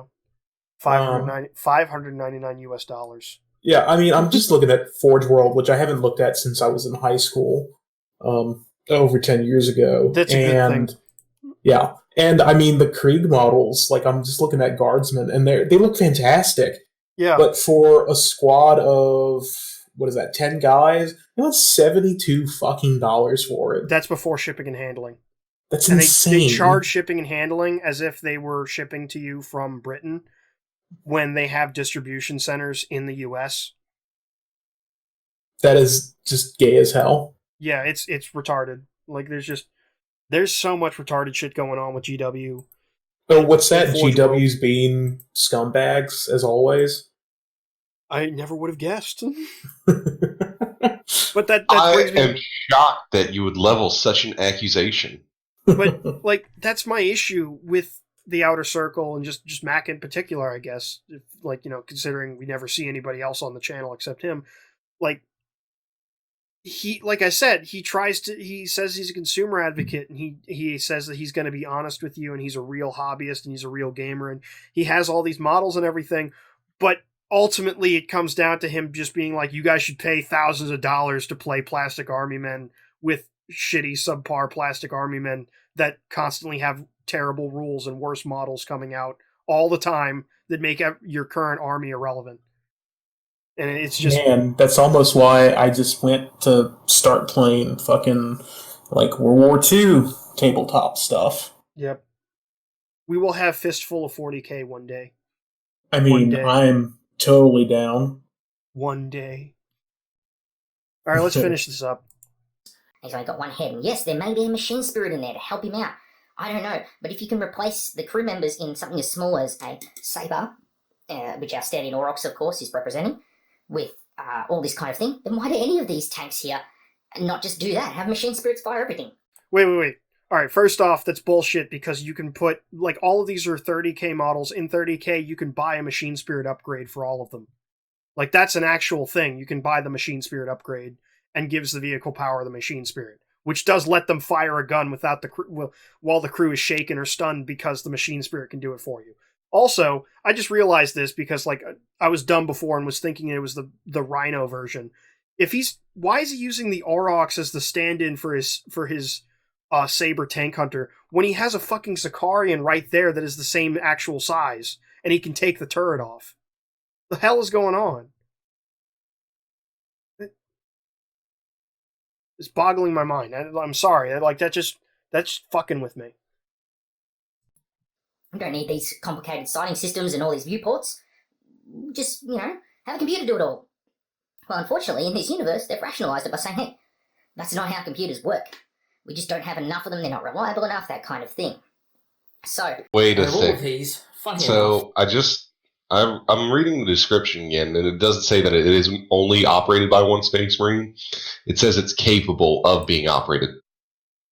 I mean, technically any tank is capable of being operated by one dude. Like, yeah. That's just retarded writing. Well, what's worse Apology rescinded. Well, the worst thing is that, like, the original writing on it, like, this is what's killing me. Just based on the Lexicanum article, which, like, I fucking hate Lexicanum, but I have to use some of their sources sometimes to find things. There's stuff on the Sicarius, like the Saber rather, from this article. There's 3 sources. 2 of them are the modern stuff that's 2019. So that's like the actual one that's based on the Sicarian model that we have here. But the original lore on it was written by Rick Priestley himself back in the day, like the OG in White Dwarf, and it was written as if this was a fucking, like, it was written as if it was a Rhino variation. So not only do they have lore in their own article that they controvert immediately in the next paragraph and ignore, and then say, oh look, it's actually a Sicarius model, but they're also saying, like, like, it's, even though that this tank is filling a role that we have by the same, like, size of tank for the same cost much more effectively already by other things, we're still going to ignore our own lore and get rid of just... Because, like, I could... Like, the Saber would be much more effective if it was just a Rhino, where it's like, yeah, it's cheap. If they just went the whole route of the Stug, and it was like, yeah, it's not perfect, but it's really fucking cheap for what it does. God, it's just... This whole thing is like a fucking brain cell sink. the design that probably works best is not even us. I mean, yeah. Yeah. In this shit show, he might be right. Yeah, I mean, honestly, for all of the shit that he has here on the table, they're all really, really terrible tank designs. Yeah, but then he could have, like, he doesn't have maybe he doesn't have the models of them. Although, like, I don't know what, like, he could have put a Predator on the board, like a Horus Heresy era Predator with the bubble turret. That was pretty cool. Like, because they had Predator variants in 30K that had bubble turrets like T80s and stuff. He could have had like, not T80s, T70s. What am I thinking? You're thinking of T64s. Weren't the T70s also had bubble turrets? T-72s, I mean, it's... A bubble is a bit of a misnomer, I think. Well, rounded turrets. Big, round, smooth turrets. He could have had those, and, like, he could have brought it, like, if he was gonna, like, do this whole, like, show and tell thing with his with the saber, he could have brought up the Malcharion or the Macarius or a Baneblade or something that actually looks more like a modern tank than... Honestly, I just think you're upset because this Aussie is flexing on you with his multi-$1,000 models on the... Yes, you're right. I'm just upset that I don't have as much money to buy all these fucking tanks. Because, that's what I would do if I had several $1,000s right now. I'd go out and buy GW products. I'd prefer to buy a real tank. To think about. And again, we've probably got auto-loading systems in our tank. Oh, wait, he's Australian. He's not allowed to own a tank. Unlike us Americans. I'm interrupting the regularly scheduled bitching to apologize to Maka of the Outer Circle, because most of what we said prior to this cutaway about the Saber Tank Hunter was erroneous, because none of us were really aware that the Saber Strike Tank was a thing that Forge World had done. Mostly, like, we kind of corrected ourselves in the initial recording a bit after learning about it, but we didn't actually notice that the size comparison, that the Saber Strike Tank, we kept talking about it like it was a Sicarian variant, and as it turns out, it is like it is a, basically they took the sculpt of the Sicarian and then downsized it to about Rhino scale. And I was wrong. Like, I myself was wrong about a few things on quite a few things on it, and She at one point thought that the like one of the power capacitor dome sculptings for the Volkite Saker was an additional hatch. That model actually only has one hatch, and unless I could see, like, the full sprue and kit for it from Forge World, it might not even actually have additional camera upgrades, though it does have targeting. It has a ton of different optics all over the main hatch and cupola, even though it doesn't have a turret ring, despite the fact it can take multiple different pintle options. And it does have optics on most of its guns and the Hunter Killer missiles. They're basically Hunter Killer missiles. They're Hunter Killer missiles before those were a thing. The whole issue with that tank, though, as Maka was pointing out, like, he was still taking some leaps, assuming that there wasn't a machine spirit, assuming that just because it could be possibly crewed by one Marine, it absolutely was, yada yada. But I wanted to make this little cutaway here to say, like, we went back and did our homework, and want to apologize to him, because for most part his complaints are right, because the standard armament on that tank is a forward mounted gun made for various different targets, not just anti-tank, tank destroyer duty. And then it's also got a it's not really a pintle, it's like a hull mounted, it's like almost like a turret mount up top, as if it was a mounted on the side of the cupola that would turn with the with like a pintle sprocket, but they're actually hard linked. And whatever the gun is up there, if it's a Volkite Culverin, if it's a heavy bolter, if it's a heavy flamer. And it's just, all in all, he was actually pretty right about that part, that, like, the whole thing is a really stupid design, not only because, like, it has the weird size profile of, like, how the Sicarian sculpt is, instead of something more squat, Not only is it because like this, it's just a giant retcon of what the Saber actually was, where it was just the El Cheapo look. Like the original Saber it's a Rhino with a Vanquisher cannon, and like you could use it as an ambush vehicle, and that honestly would have been like it would be cheap and effective for what it was. Even if its profile would have all been out of whack, you could have argued economics for it. This thing, like the actual Sicarian strike tank, as with Forge World came out, though, is just kind of flatly ridiculous because it's not only is it, it's got this weird size profile, it's too far off the ground and everything to really be an ambush tank, but it's made to be an assault tank almost. Like that's why they say it's a strike tank. Like it actually has the fast vehicle type in the Horus Heresy rules, as I've seen now. And that means that, like, this thing is supposed to be driving around in small units of not even 1 to 3, but, like, 1 to 2. And, like, not 1 to 5, not 1 to 3, but 1 to 2. Driving around in small units and attacking, like, random targets. And with mostly weapons that are meant for, like, heavy infantry light vehicle targets. It's very strange. It's a very strange, like, it doesn't really make any sense in a tactical niche. And I mean, I imagine that, like, because it's kind of undercosted, from what I've seen, I may be wrong on that. I don't play that much 30K. It may be undercosted, and that's why people would use it, but otherwise it just seems weird. Because it's like, not only is it like the original Saber variant would have been better suited to it, but you also have, like not only that, but you would also have the Venator variant of the Sicarian that mounts a bigger neutron laser. Like the Sicarian Venator's neutron beam laser is, and also could have sponson las cannons if you really wanted, is better in a tank hunting role than this thing is. And it's also a Sicarian chassis, so it's also a fast tank. It comes down to it just being like an arbitrary point cost difference that's never really explained in the lore. And I don't know, this just seems to be another symptom of Forge World going down the pipe since Alan Bly's death. Not that they were doing too great before, considering GW's insane demands keep getting more insane for pricing and whatnot, and everything going on with China and CAD sculpts and everything else. But that's neither here nor there. I just wanted to say that we did do our homework now, I guess retroactively.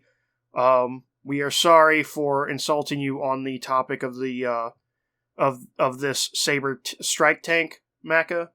And hopefully anybody else that was following along with this video that was trying to, get some real information and hear some opinions will listen this far to see that, like, we did try to correct ourselves. Back to the video. Thanks. Ammunition could be very different to how it is today. Probably a lot of caseless ammunition, you'd be guessing. I don't think, looking at the designs, they're that much more advanced than designs of today. People say this is a sci-fi setting. I can only see them being maybe a couple 100 years at most more advanced than what we are now. But they're less advanced than what we have now. Like, almost everything on this table is less advanced than what we have now, except for with the exception of energy weapons, which I don't know why he said, caseless ammunition, when half the tanks on this board are using energy weapons. Yeah. That's very odd. Like, this is... Like... He's got, like goldfish memory, almost. Into a lot of advancement in a couple of 100 years. But because there's been so many rises and falls for humanity in the time period, I imagine that most likely the vehicles of 40k are just sort of primitive because they kind of are. They're the best advanced tanks we can throw together with the resources and knowledge left over after all the bad things that have happened. And so... He's showing off his lack of knowledge of the lore.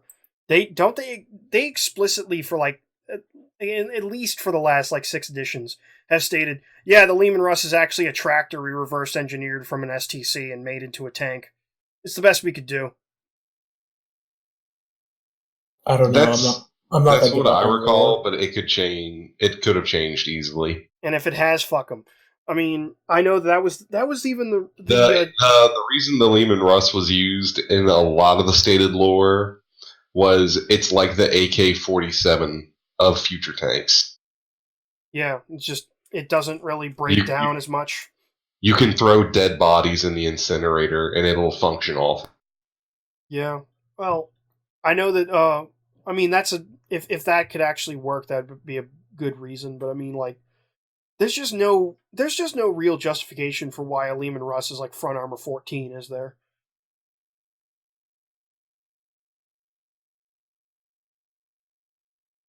It's dead silence. There is no justification. Heavy armor. It's pretty good. Like, but I mean, like, come on, the Tau, the Tau, like the Hammerhead gunship is front armor 13, and it uses nanocrystalline like iridium alloy armor. Yeah, but it's only like a centimeter thick. I mean, if it's only a centimeter, I don't know. Remember, the Hammerhead's an aircraft. Yeah, but they have anti-gravity technology. They can do whatever the fuck they want at that point. It's a mess. Also, all the riveting everywhere, because rivets are bad for armor, as far as I've been told. Yeah, having exposed rivets or anything that's not, homogeneous exactly. rolled armor. Well, I mean, that's the thing. Like, modern armor is going to be composite for the most part, but having breaks in armor is never a good thing. Unless it's like for ablation purposes, like brake plating or whatever. Well, yeah, and that would typically be on the exterior. It would be like an additional armor piece. Yeah. It's the situation we're in. The sort of sights I imagine we'd see, well, you'd basically be seeing in every visual spectrum. Thermal imaging, ultraviolet imaging, infrared, it's thermal imaging, enhanced light amplification imaging, that sort of thing would all be available to these vehicles, obviously, plus Marines can see outside of the normal human spectrum anyway. So these are all aids that are there. Of course, although the vehicles don't represent it at all, kind of have it on the Vindicator, you can have external camera systems mounted on the vehicle. We use them today that are able to look around independently, and we mount them on things like our pintle weapons. And as you can see on the Vindicator, we actually have a small sight independently built into the combi bolter on top. That's true to life. We have that on modern vehicles today in the military that are able to look around separate. Of course, the downside is you're looking through a very narrow, limited window. Think of it like real life. Yes, you're covered in windows and there's all these cameras that may be mounted around the vehicle that you can look out of, but at the end of the day, it's restrictive. And if you think of it as when you play a video game, play something like Call of Duty, what is your awareness of your surroundings? How limited is it? It's limited to that screen in front of you. But if you were to hold a rifle in real life, everyone's probably held a water pistol or something like that, or a Nerf gun. Think of how much more aware of what is going on around you are with your own senses.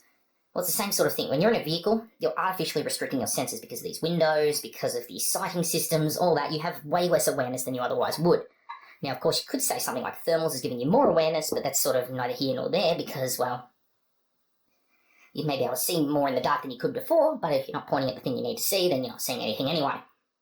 That's the downsides of it. Apart from that, I like the designs, and I just thought it'd be fun today to go through, the different roles of these vehicles, how they would actually apply on the battlefield. Of course, the reason why a lot of tanks went away from these limited traverse mountings, apart from maybe these Stridsvagen out of Sweden, is because they're dog shit. The gun takes up too much space inside the vehicles. The crew have to cramp around and move around them in funny ways, especially if they're pointing backwards on the tank. What is design intent? Yeah. Also, the example he brings up is funny because I've actually read about this. The Stridsvagen, that's probably not even pronounced correctly because it's supposed to be Swedish, was designed as a defensive vehicle during the Cold War and prior. And it just stayed in service because we're talking about a post-World War II European military where they have no money. So, of course, they kept it in service as a defensive vehicle. I don't know why he was acting like, it's an exception to the rule, it's still practical or whatever. It's like, no, anything is practical if it's like, that or nothing. Yeah, well, I mean, realistically, it's not just good, it's good enough. I mean, Sweden they don't force project or anything. I mean, they have these vehicles. They're really good at keeping their nose out of other people's business. And yeah, I could make a joke, but I'm not. But the thing about it is exactly like you said. It was built to stay in a fixed position for the most part and blow up Soviet tanks when they rolled across the border. Yep, and I mean, that's most of Northern European countries. Like, Finno-Scandic countries, like, all of them were just scared of Russia coming across to fuck with their shit, so most of their military was geared towards being defensive, as opposed to Central European powers and Southern European powers, which have totally different design philosophies for most of their war gear. And all of that gets thrown completely out the window once we get to the Cold War era, just because after that, everything homogenizes into Warsaw Pact versus NATO, and each of those have like a totally different, like, despite all the countries being a part of them, they fundamentally come down to Big Daddy America versus Big Daddy Soviet Union telling all the other like smaller countries what to build and how, really, or influencing it on a level at least that affects the design philosophy of all the war gear we see. And a thing that this guy doesn't really point out that goes hand in hand with that kind of understanding is 40K initially was built by guys who were into 80s science fiction and World War II and World War One, and that's it. And they haven't grown out of that, and the design team, if anything, since 3rd edition, 4th edition, has gotten worse and lost people and lost talent to the point where it's like Jess Goodwin is still there, obviously, but they've lost a lot of good people, and in their place they have people that don't understand anything about military history, aren't former military, or understand, like, even have the faintest like interest in this kind of stuff.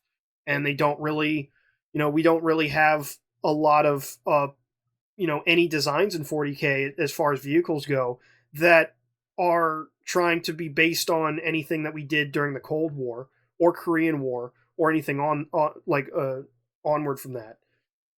And Holt, I see what you're posting.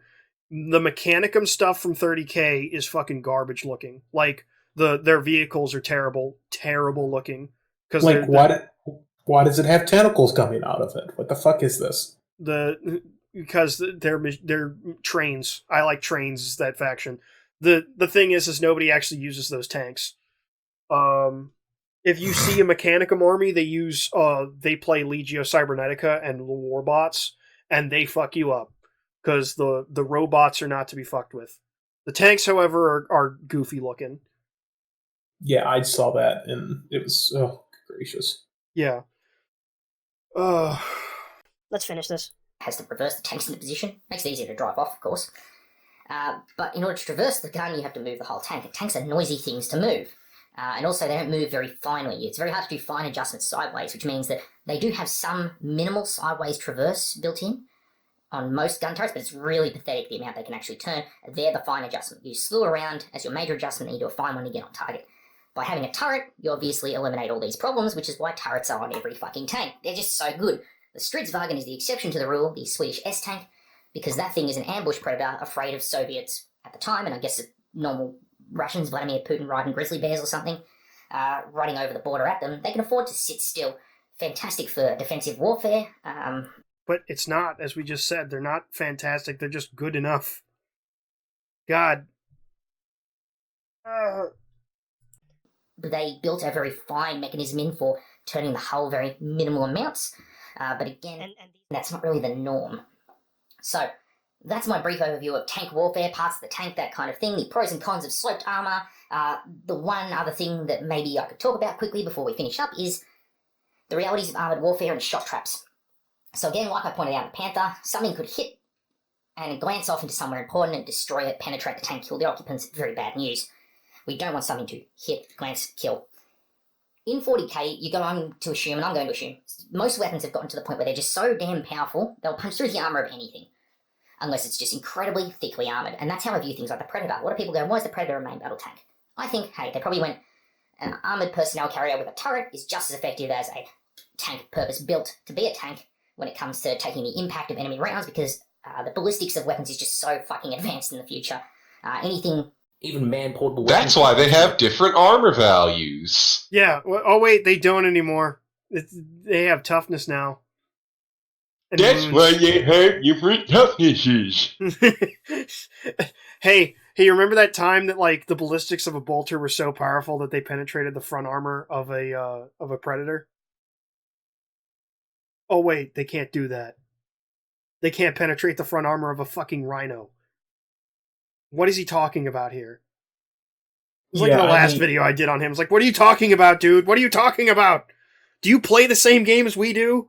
Jesus. Yeah, this is getting into like a lot of conjecture and, I mean, a lot of assumptions on the fact that we really have no idea what, and that's the thing. It's like you're going to get into, like, if you're just sticking with strictly ballistic weapons, it's like, okay, well, what is fire in it? What is the propellant? What is the makeup of the actual projectile? And that what are we intending to do? Funnily enough, a black hole in 40k when you talk about that from like a lore meta perspective of like the lore of a gun and a given weapon system that are ballistic weapons, like, what we consider conventional chemically propelled firearms versus like their actual stats in game, where you have stuff like auto weapons where there's supposedly more advanced propellants than we have in the modern day firing caseless ammunition, but otherwise they're still operate on the same principles as a firearm. But for some reason, auto pistols, auto guns are the same strength and AP as a las gun, and then the auto cannon is fieldable everywhere, has like not as much armor piercing, but the same strength as a fucking weapon that flings like superheated plasma at you. Yeah, like, it's shit like that is what makes 40k really weird when you try to talk about like the practicalities of stuff. So, you were saying, I'm sorry. No, but that's the thing. I mean, I can't say that he's wrong or right. I mean, I would say that he's probably incorrect in his assumption that everything can just penetrate everything because it's the future and special weapons or whatever. I don't fucking know. But the fact still remains is that we just really don't know. I mean, it could be, but I'm just going to go ahead and probably guess that no, that's not the case because exactly like y'all said, there's different armor values for different vehicles. And on different parts of the same vehicles. Right. And if that was the case, why don't we see a massively armored vehicle? I mean, because that would be the logical thing. It's like, okay, if we're not going to do because we haven't even talked about active protective systems or anything, like to destroy incoming rounds or whatever. There's no reactive armor for the most part. So if we're not going down those avenues to protect our vehicles, that means that we're going to stick with making more heavily armored vehicles that would stop whatever it is, and we just don't see that. And if this is 30k, that means I got 10,000 years to figure it the fuck out for 40k. It actually gets worse by 40k. Exactly. So that means that no, that is an incorrect assumption because different armor values, and we don't see massively armored behemoths that cannot be penetrated by, I use the term loosely, conventional weapons. Yeah. It's an issue. The heaviest of armor on even something like a Land Raider. There's that tribal tattoo again. Also, speaking of massively armored vehicles, Land Raiders are all AV-14 on all sides, at least prior to 8th edition. And yet they still have these ridiculously exposed treads. So I guess the treads are also AV-14 or some shit. Therefore, you give your crew enough to keep them safe from the ordinary weapons, your bolt guns, your las guns, even some of the weaker missiles. Sure. That's just a weird list. I have to point this out. I'm sorry I'm being autistic about this. I have to point that out because he's saying oh, well, even if you give them enough armor to be protected from this, it's like the basic, there's 2 vehicles in the game that have lower than armor value 10. Armor value 10 gives you 5 times out of 6 protection against all bolt guns and similar grade weapons. And anything not as strong as a bolt gun can actually penetrate armor value 10. I'm talking about the back armor of a rhino, the exposed hatch and power plant of a rhino or a Lehman Russ cannot be destroyed by a las gun. And he's talking about it as if and he's still saying it's in the same context as, well, everything can penetrate everything. Ugh. This is where we got people thinking that vehicles should have toughness values and wounds, isn't it? Yeah. In all reality, what they should have done is they should have given monstrous creatures armor values. Yeah, or they should have just made monstrous creatures like, I guess higher toughness or fix the toughness chart so it wasn't that like, even if you were double the toughness of the strength of the weapon hitting you, the weapon still could wound you on a 6, because that was the real thing that was weird, was like you needed 2 points more of toughness over double the weapon strength to be immune to it. You give them what they need to get through that. But at the end of the day, things like las cannons are going through anything like butter, even your mastodons, your titans, that kind of thing. So there's obvious. Since when? Since when did they go through anything like butter? Las cannon, like, unless you like mass fired las cannons, you wouldn't go through a land raider like butter. And Maybe you should have said railgun. Yeah, yeah, funny, but like even then, like railgun still was. You still had a chance to deflect on land raiders with a railgun. Like, it wasn't like it was going to go through anything automatically. There was still the chance.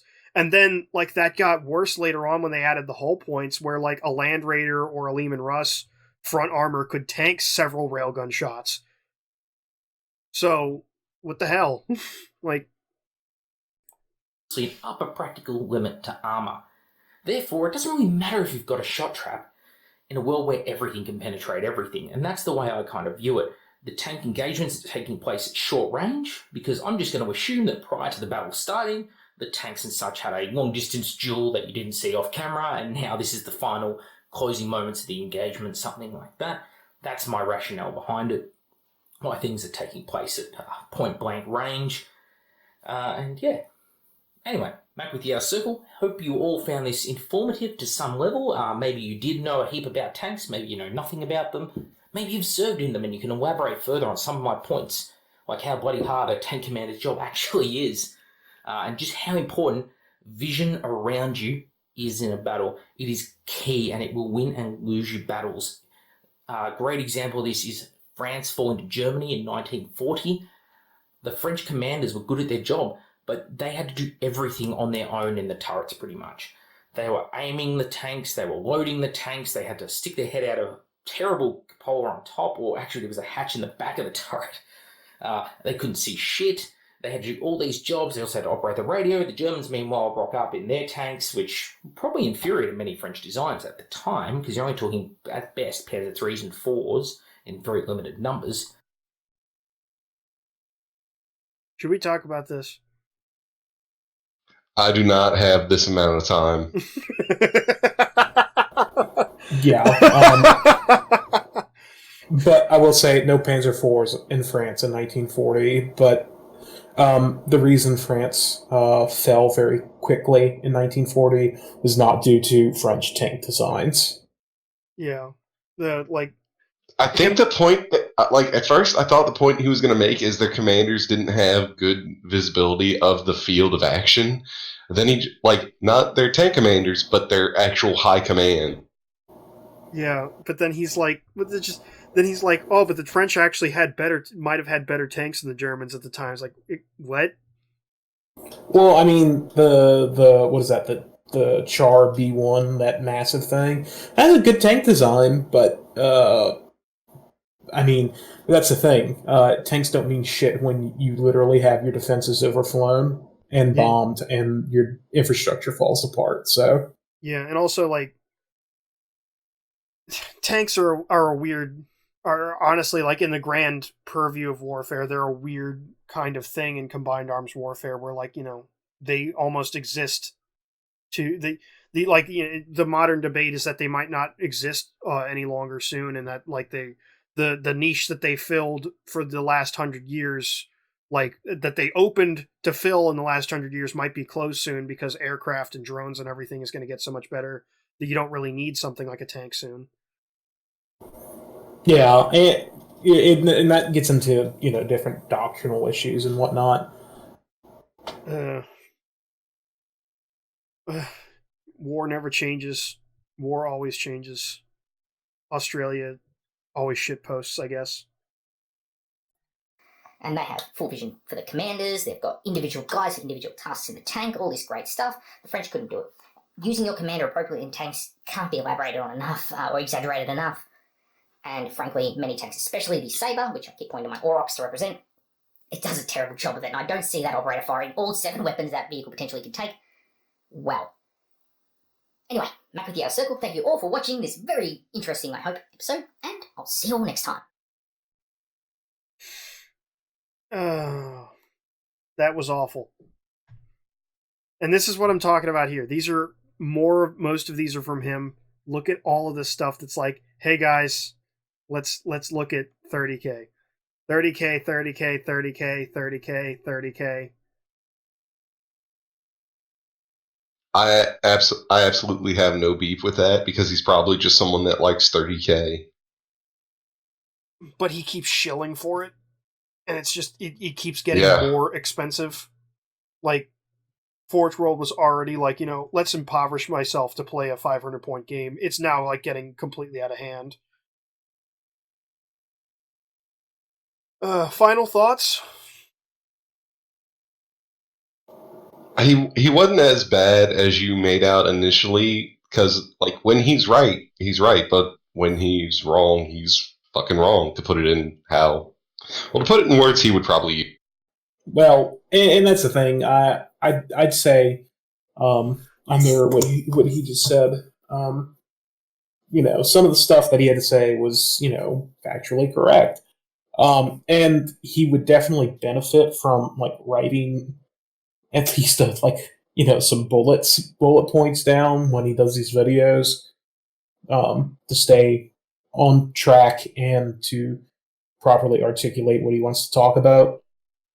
But there's just some stuff that is strictly 100% conjecture, because you just don't know. It's a fantasy game, and there's a lot of unknown unknowns in there. So yeah, but knowing, honestly, like my issue is with that is just, there's a lot of things that he makes that he uses conjecture for that he shouldn't, considering how long he's been playing the game. That he should have much greater of a knowledge base than he seems to. And he claims to have a great knowledge base, and he doesn't actually act like he does. And that's out of my realm of purview, just because I'm not that well up on, all things 40K, much less 30K. But one of his problems is he passes it off. He says it so authoritatively that he's like, oh yeah, this is the way it is. And it's either, something that's conjecture or just incorrect. Yeah, well, that was what led me to do the last GitWatch I did that was also targeting the same channel, because he tried to do he has a series called What Broke the Fans, where he talks about rifts in the fan base over rule and meta changes for a specific faction. And he did the Tau Empire, and pretty much like everything he said in the video was totally off base, in the sense that like he was trying to claim that the metagame and the community of like the Tau players, that like what they were like and what they wanted and how they acted and how they actually played the game was vastly different than they actually were. Like he was saying stuff like, Tau players used to use Vespid a lot and everything, and it was like Vespid were never ever used because they were just always like overcosted and just terrible for their points, and they took up a slot that was easily more filled by people just running more Pathfinders. And right. It was like saying, space. It was like, to give you an example in your, like, that would fit in your purview. It's like saying that like Space Marines changed between editions, where it used to be that Space Marines had lots of Marines on the table and lots of scouts, and then they would have Terminators, and Terminators were really good. And then suddenly, one edition, Terminators weren't so good, and everybody was suddenly Terminators weren't so good, and he was upset that people were taking were taking nothing but Scout Marines, and that Scout Marines were not used to be how it played, when it was like, wait a second, like tons of people use Scout Marine armies. Tons and tons of people use like just full Scout Marine armies. Or he was acting like worse, that like it used to be that Space Marines used to be minimal Space Marines, and they would take land speeders everywhere. And then land speeders got worse between some editions, and then nobody took them anymore. And it was like, wait a second, since when did Space Marine players take tons of land speeders? It was just totally out of touch with reality. Right. But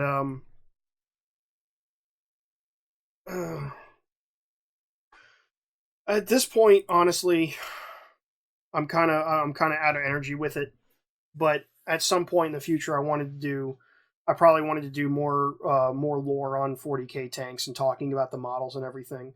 I was hoping that you'd be down for that in the future. Oh, for sure. I mean, I like to shit all over terrible tank designs. So yeah, but we could also bring up some of the good tank designs. yeah, I was looking at some, and there's some interesting. I mean, but that's the thing. Is just it's it's definitely an aesthetic choice as opposed to a realistic. Yeah, 40k lives and dies on its aesthetic, not any of the practicalities within. Exactly. But, I will still say this. I've gone on record saying that like the best tank in the game from like a practical design perspective is still probably the TX9 Hammerhead, or is it the TX7 Hammerhead? The Hammerhead gunship of the Tau Empire. Everybody knows it's just the Hammerhead. Mm-hmm. But barring that, if you talk about like what the game actually classifies as a tank, like by the rules, then the best tank in the game is the Monolith. Like the Necron Monolith is ridiculous, and from a practical design perspective, it's a fucking pyramid. Like, come on, what are you gonna do? It's a pyramid that flies and can teleport units. Of course, it's terrifying. Yeah. You have anything last to say on She? No.